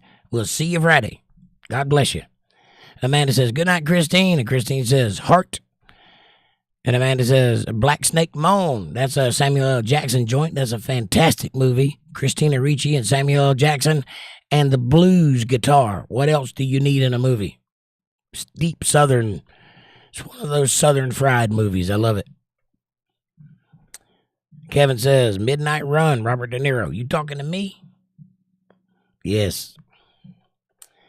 Linda Davis says, good night, Christine. Christine says, Lawrence of Arabia, or The Best Story Ever Told, Hercules, LOL. Good night again. Both good. Which Hercules? The one with Lou Ferrigno? Or the one with Arnold Schwarzenegger? And DJ says, Pink Panther. Yes. Great movie. Jacques. What's his name? I can't think of his name. Stop in the name of the law. Remember that guy? Kevin Bernard says, good night, Christine. And he says, Amanda, Black Snake Moan, is that a porno? It is not. But it is racy. It's a great movie, though. I think you'll love it. Check it out. Amanda says, LOL, no, Amy. It's about a girl who's addicted to sex, but it's not a porno. It's actually about the guy that cures her from being addicted to sex, but she's in it, yeah. Amy says, I was close, Amanda. Linda Davis says, Serenity with Nathan Fillion. Serenity is based on a short-lived TV show called Firefly, which ran for 14 episodes out of order on Fox. They screwed the pooch, and yet 25 years later, or however long it's been, there are still people showing up at Comic-Con in brown coats and wearing that get-up. They had the next Star Trek in their hands, a 50-year franchise, and they screwed the pooch. If you have not seen Firefly, I recommend you go immediately and find it, download it, steal it, whatever you got to do, and watch Firefly. because Serenity is based on that. And if you like Serenity, you will love Firefly. Great movie, though. Amanda says, it's a Samuel L. Jackson movie. Black Snake Moan is. It's a good movie. He breaks her from her ways. Right on. Amy says, Braveheart. Yeah, we mentioned that one earlier. Great movie. I've enjoyed this movie conversation tonight, guys. I hope you have too. Amanda says, LOL, Amy. Shaft, says DJ John. Right on. Samuel L. Jackson as Shaft. Can you dig it?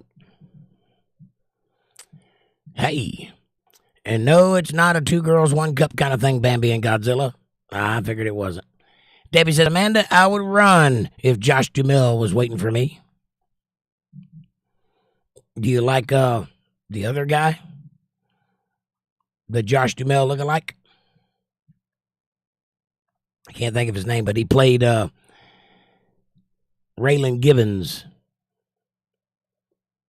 in a little thing called I Guess You Had a Hard Time to Come. I can't think of the name of the show. He's a cop with a cowboy hat in Kentucky.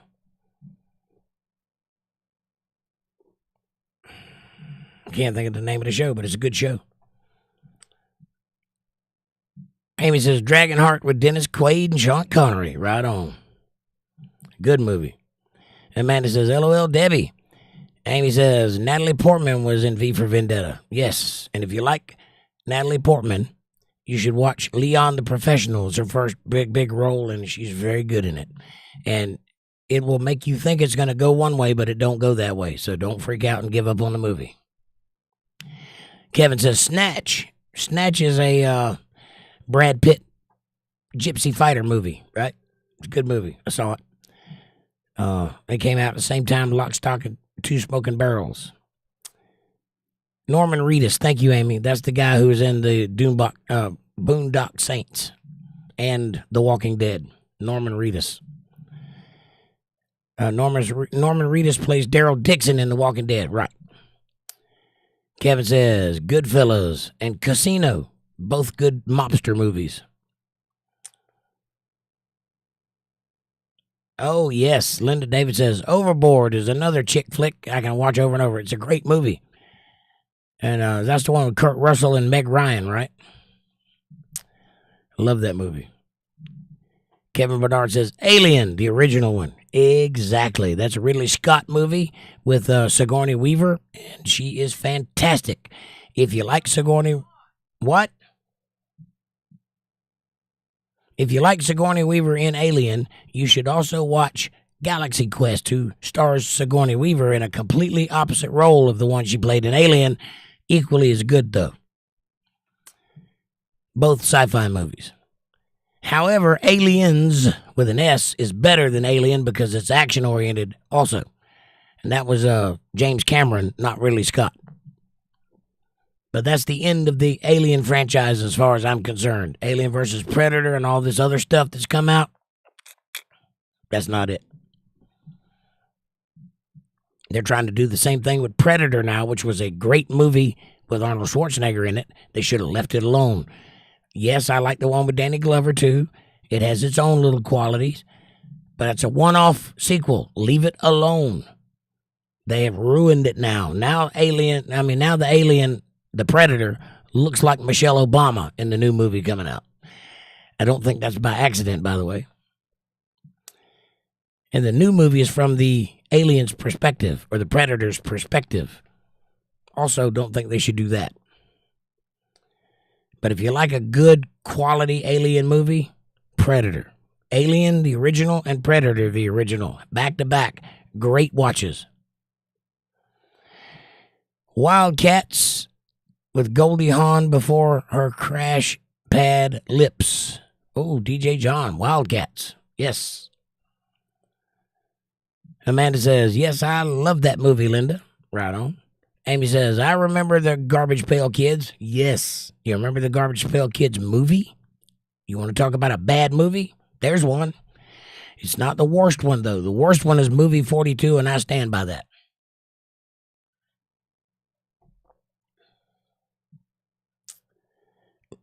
Linda Davis says, Once Around with Richard Dreyfuss.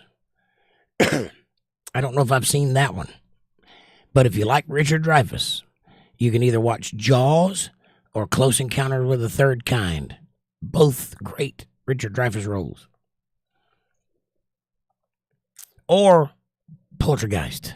I think he was in... No, that was Coach that was in that one. Not Richard Dreyfuss. Maybe he was. I can't remember. Henry Jones 3, says Amanda. I don't know who that is. Mutt. No, Henry Jones is Indiana Jones's name. No, the kid, Shia LaBeouf. That's the guy I'm thinking of. Shia LaBeouf. The movie is called Suburbia. It's his first big role, and it's a fantastic thriller of a movie of who's that next door and what are they doing kind of movie. Just like the other one, The Burbs. Shia LaBeouf, that's the one. Spelled it wrong. You did. Yes, Amy. Transformers, says Amanda. Transformers, I didn't like it. I saw the original Transformers movie, which was a cartoon in the 80s, and that was a good movie. And they killed Optimus Prime in that movie. So, I didn't like the new one. They're too big, and there are too many moving parts, and they don't look like Transformers. They don't even make the sound right. Anyway. They're too big. How does a giant robot turn into a little bitty vehicle? It didn't look right. TJ John says, Goonies, very nice. Do the chunky shuffle. Amanda says, spoof movies, Shaun of the Dead. Shaun of the Dead is a great movie, and it's part of a trilogy, by the way, called the Cornetto Trilogy. Cornetto's a little blow pop that comes in a plastic wrapper, cardboard wrapper, and you pop it up like that. Cornet. It's ice cream sort of thing. And there's 3 movies made by the same guy. One of them is At World's End. I can't remember what the other one is, but it's basically the same thing. They're all that guy in Shaun of the Dead. Whatever his name is, I can't think of it. He played Scotty on Star Trek, 2009. Bob Odenkirk was in Better Call Saul, and he was also in the movie Nobody, where he plays a bad guy from the CIA that kicks ass. It's a great movie.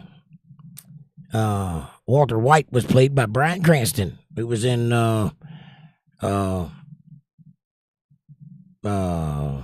in the Middle, something like that. I can't remember. Malcolm in the Middle.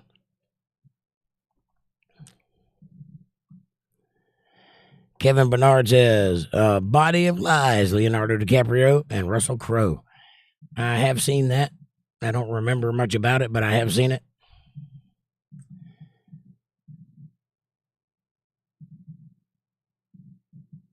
If you like Leonardo DiCaprio, though, I recommend Once Upon a Time in Hollywood. Great movie. That's one of the last movies that Quentin Tarantino put out. It's a good movie, though. Check it out. Linda says, I was thinking about Howard the Duck when you were talking about Molly Ringwald, but I couldn't remember the name. Howard the Duck. Although that wasn't Molly Ringwald. That was the girl from Back to the Future. Can't think of her name. Dimples. She's got dimples. She played the mother in Back to the Future. Can't think of her name. But Howard the Duck's a great movie. And I'll stand by that. Tim Robbins and that girl.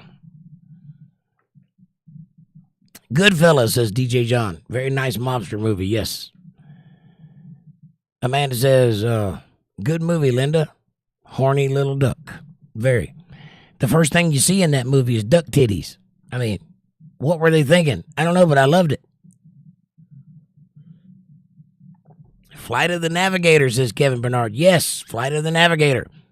The Last Starfighter and The Explorers go right with that movie. If you hadn't seen those two, check them out. Flight of the Navigator starred Pee Wee Herman as the alien robot thingy. Paul Rubens. Amy Elizabeth says, Leah Thompson, that's the one. Thank you. She was in there. Was in Back to the Future and Howard the Duck. Correct. Leah Thompson. Dimples. Pink hair. Yep. Frilly little panties. Whew. Good gracious.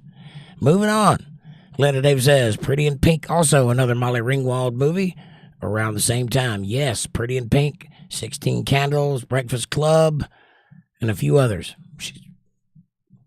Rising star Molly Ringwald was my crush when I was about 10 years old. I have a thing for redheads. What can I say?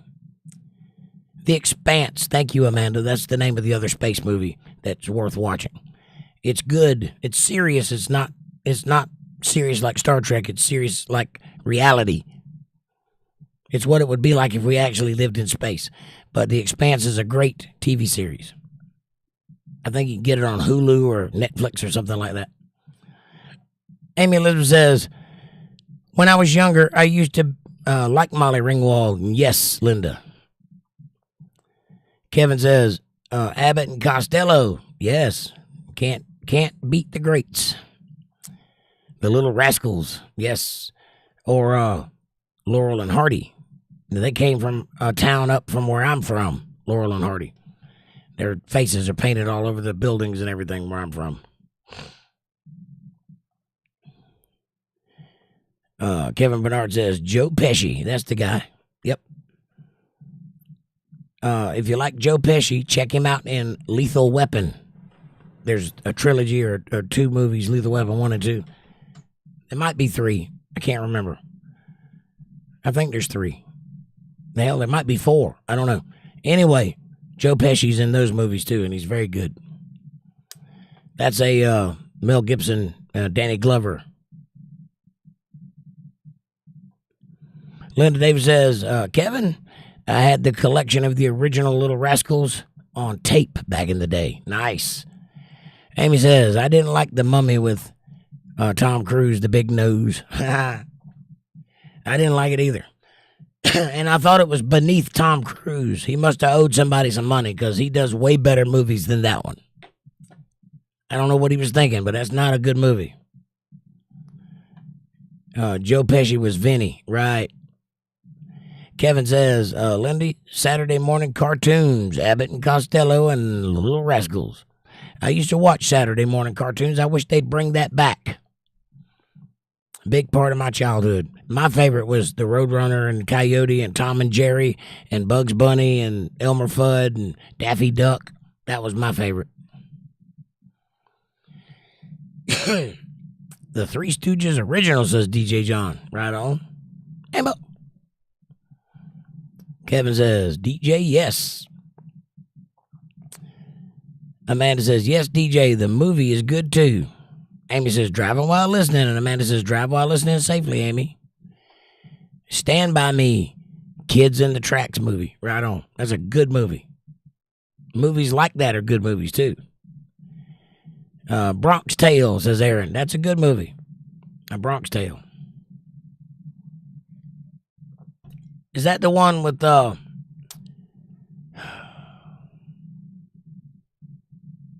Martin Lawrence goes back in time, becomes a knight? Is that the one?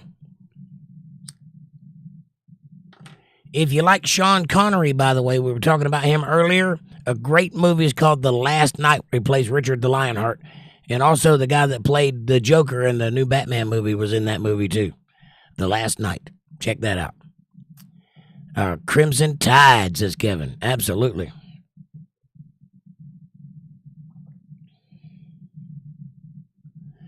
Damn it, my chat jumped again and I was just about to hit the bottom.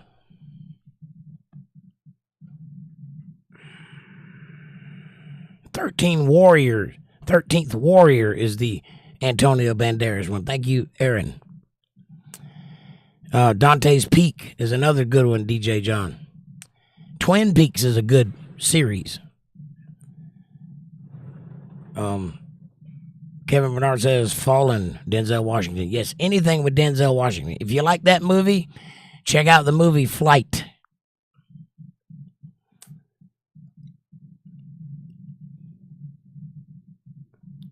Or the Book of Eli. Amanda says the Book of Eli. All good movies. Anything with Denzel Washington in it is a good movie. I've yet to see a bad Denzel Washington movie. I've seen a couple I didn't like, but they were good movies. Kevin Bernard says, Snaggy Noon, Shanghai Noon. Shanghai Noon, that's a Jackie Chan movie. Very good movie. Jackie Chan and Owen Wilson. Very good movie. Aaron says, Kevin, is that the one when he almost died? Well, that'd be all of them. That guy goes hard. And Kevin says, Aaron, yes. Colin Hildebiddle says, school's out, baby. What's up, Colin? Amanda says, great movie. And hi, Colin. Colin says, I hope no summer school. I hope so, too. I hope you did good. Kevin says, back to school. Right on. That's a good movie. That was one of those, I can't remember who all was in that. The Brat Pack kids were in that with the guy that held the boombox up over his head. He'd go, Tension Breaker, had to be done. Can't think of his name, but yeah, good movie. Michael Anthony Hall was in that movie. Back to School. The guy that plays in CSI is in that movie. Mark Harmon. Yep. Rodney Dangerfield shows up in that movie. Colin Hillbill says, had to take my semester exams. Good. Get them grades. Kevin says, hello, Colin. Colin says, Monday through Wednesday, and got out early today. Well, congratulations, buddy. How you doing? You think you're going to pass? Colin said, no, Kevin, and hi. No. Back to School is a movie. You're joining a conversation. We're talking about movies. That's a movie title. Aaron says, Groundhog Day. Yes. Bill, the funny guy in Ghostbusters. Can't think of his name. Yeah, Bill Murray. Thank you. Groundhog's Day is a great movie. Scrooge is a great movie, too. Scrooged with Bill Murray. Kevin Bernard says, Soylent Green. Oh, my God. If you have not seen Soylent Green, you need to watch it and then think about today and what's going on today. That's a fantastic movie, Soylent Green. And if you liked Soylent Green, you need to watch Logan's Run. Same premise. Colin says, Grown Ups with Adam Sandler was good. Yep, I guess it was. I did see that one. I think they made 2 of them. Harlem Nights, the most misunderstood Eddie Murphy movie ever. They did not see that coming, and they didn't like it. That's why you didn't see any more of it. They couldn't wait to get rid of that movie because they went hard on that movie. And I remember when that movie came out, I was like, God, good gracious. Look at the language on these people. Golden Child. Yes, Golden Child was a good movie. I forget which movie it was. It might have even been The Matrix.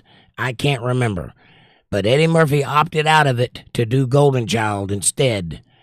And it was a stupid move. But I can't remember which movie it was. I'd have to go back and look. But The Golden Child was a good movie, but it was basically a blockbuster flop. It didn't make a lot of money in the theaters. But I liked it. I enjoyed those movies. Amanda says, yes, Ford did make a 1965 Mustang. Ford was a popular car. It was introduced to the market in 64, and the 65 model, the 65 Mustang, was a significant vehicle for Ford, and it was one of the most popular classic cars produced by the company. Okay, look at the tag on the inside of the door, and you'll see what I'm talking about. Debbie says, my dream car is a Morgan sports car. Morgan. Interesting. I would like to have a Morris mobster car. One of those big square cars with their wheel fenders. You know what I'm talking about? Morris. I had a Morris Minor, which is a little grocery go-getter that looks like a Volkswagen and a Chevy had sex. That's what it looks like. Had a Chevrolet front end and a Volkswagen back end, and it was convertible. Funny looking little car, Morris Minor. but that is the Mini Cooper's granddaddy. That's where they went. They turned into Mini Coopers. Same company. Amanda said, mine is a 68 Chevelle, 78 Trans Am, or a 70 Nova. I'd take a 69 Camaro any day. Or a Cougar. 69 Cougar. DJ John says, Debbie, my brother got some Morgan. I don't know that I've seen a Morgan. Colin says, I love Smokey and the Bandit. That's a great movie. Amanda says, The Long Goodbye. Sally and Arnold. That's the one. That's the one where Arnold Schwarzenegger plays a cowboy. And if I'm not mistaken, I can't remember if they did it or not, but I think they dubbed his voice in that movie. I know they did in his earlier movie, Hercules, but I can't remember if they did in that movie or not. But Sally Field, beautiful. EA says, Abdullah, what's up, EA? Nice to see you. Amanda says, hi. EA says, I am sick. I could not sleep. And hi, Amanda. Well, EA, God bless you, sir. I hope that you get better soon. We'll pray for you. I hope you feel better. Amanda says, sorry, EA, get well soon. EA says, Jesus was a doctor healing people. Healing people. I guess you could say that. He healed them from things that were not healable, though. So he's a little more than a doctor. Unless he was Doctor Who. That could be. Colin says, my grandma, her maiden name was Holmes. Nice. If she was ever married to anybody named Sherlock, we're in business. E says, but recovery is from God. I agree. 100%. DJ says, Scum is set in a young offenders prison in Britain. Okay. I feel like I've seen that movie. That's right there along with Train Spotting and Spinal Tap and all that kind of thing, right? I feel like I've seen that movie, but I can't remember anything about it. Amanda said, Rocket Man, Patrick Swayze. Really? Rocket Man? I don't know that I've seen that. Debbie says, Steel Dawn, Patrick Swayze. That's the one, Steel Dawn. All right, thank you, Debbie. That's been worrying me for years. I could not find that movie, and I couldn't think of a name. That's it, Steel Dawn. Thank you. Appreciate you. Amanda says, The Next of Kin, Patrick Swayze. That's a good movie, Next of Kin. Very reminiscent. I think they made a remake of that movie or remade the movie entirely. Overboard is Kurt Russell and Goldie Hawn, not Meg Ryan. You're right. I get those two confused. They're basically the same person, though. Who are we kidding? DJ John says, gonna say goodnight, everyone. Bless you all. Much love. Sleep well. DJ, please take care of yourself, brother, and rest easy. We love you, and we hope you get to feeling better soon. Come back and see us Friday if you feel up to it. Amanda says, good night, DJ. And Debbie says, Richard Dreyfuss was good in Goodbye Girl, too. Right on.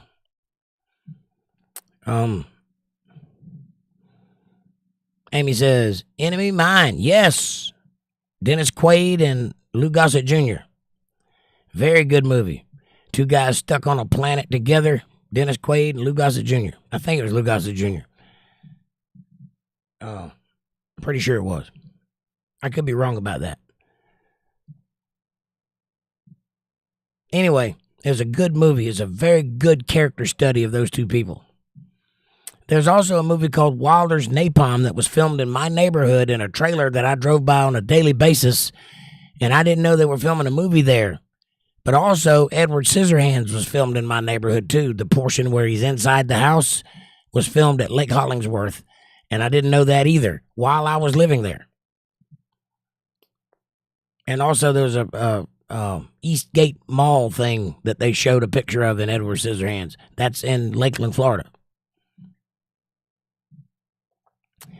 Colin says, man, there was a tree trimming come out with an all-terrain tree trimmer, and it had extension boom, and they were clearing the power lines of trees, and they cut a telephone wire. Wow. I've been wanting to get, hold on, my chat jumped. Every time I get close to the bottom. I've been wanting to get center point out here, but my mom wants to roll up around the power pole, so I went and put all my cones around the part where it was on our land, and it's still down. I was also thinking of cutting it off. Well, I wouldn't mess with those if I were you. Power lines are very powerful. Let big people mess with those. Amy says 13 Hours is a movie about a Navy SEAL named Tonto. Okay, I got it mixed up with 13th Warrior. It had a 13 in it, so I was close, but I'm with you. Kevin says, got to call it a night. 5 a.m. comes around fast. I agree. I got to get up in the morning, too, and I'm almost at the bottom. And have a good night, Kevin. We love you, and thank you for being here, and I enjoyed the conversation. Amy says, hi, Colin. Amanda says, good night, Kevin. Amy says, good night, Kevin. Kevin says, good night, everyone. And good night, Jake. Amy says, Rodney Dangerfield, back to school. That's a good one. We talked about that earlier. Bill Murray, that's the guy.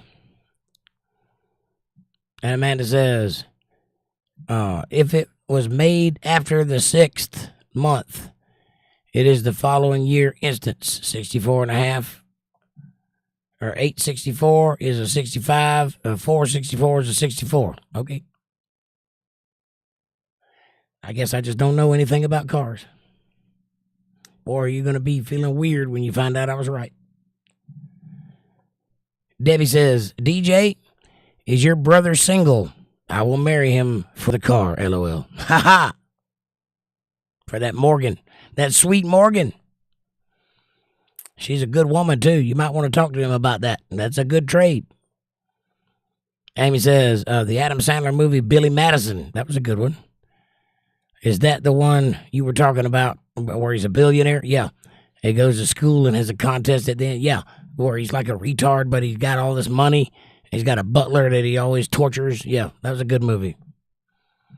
There's another one almost like that called Mr. Deeds. I get those two confused because they're basically the same movie. But, yeah, Billy Madison. Amanda says, yes, Amy. And Debbie says, the Morris is my second favorite. Yep. I had the one that James Bond drove in the first James Bond movie, in the first scene of the James Bond movie where he gets into a car. It's a little white Morris Minor. Mine was gray, but it was the same car, a Morris Minor convertible. Colin says her name was Gusty Teresa Holmes. Gusty Teresa Holmes. Nice. Amanda says the mall was Southgate Shopping Center, Edward Scissorhands. Right on. Southgate or Eastgate, one of them. Amy says, good night, y'all. Have a blessed night and stay safe. Don't do street drugs. It's poison.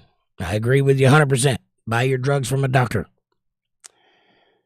Amanda says, good night, Amy. And Amanda says, good night, all. See you Friday night at 8:30 p.m. Eastern Standard Time right here on Untethered Live for a chill stream. Much love. Colin says, night, y'all. Colin, sorry you joined us late, buddy, but I got to get out of here and go to bed. I've enjoyed the conversation about movies immensely. If you guys liked it, leave me a comment. Let me know what you thought. We'll do it again some other time. There's a subject I know a little bit about, so I enjoyed it. God bless you all. Thank you so much for being here. Please like, subscribe, share, support, join, and feed Jake. You know what to do. Cash App, $, Jake Johnson Band. I appreciate you all very much. God bless, and thanks for watching.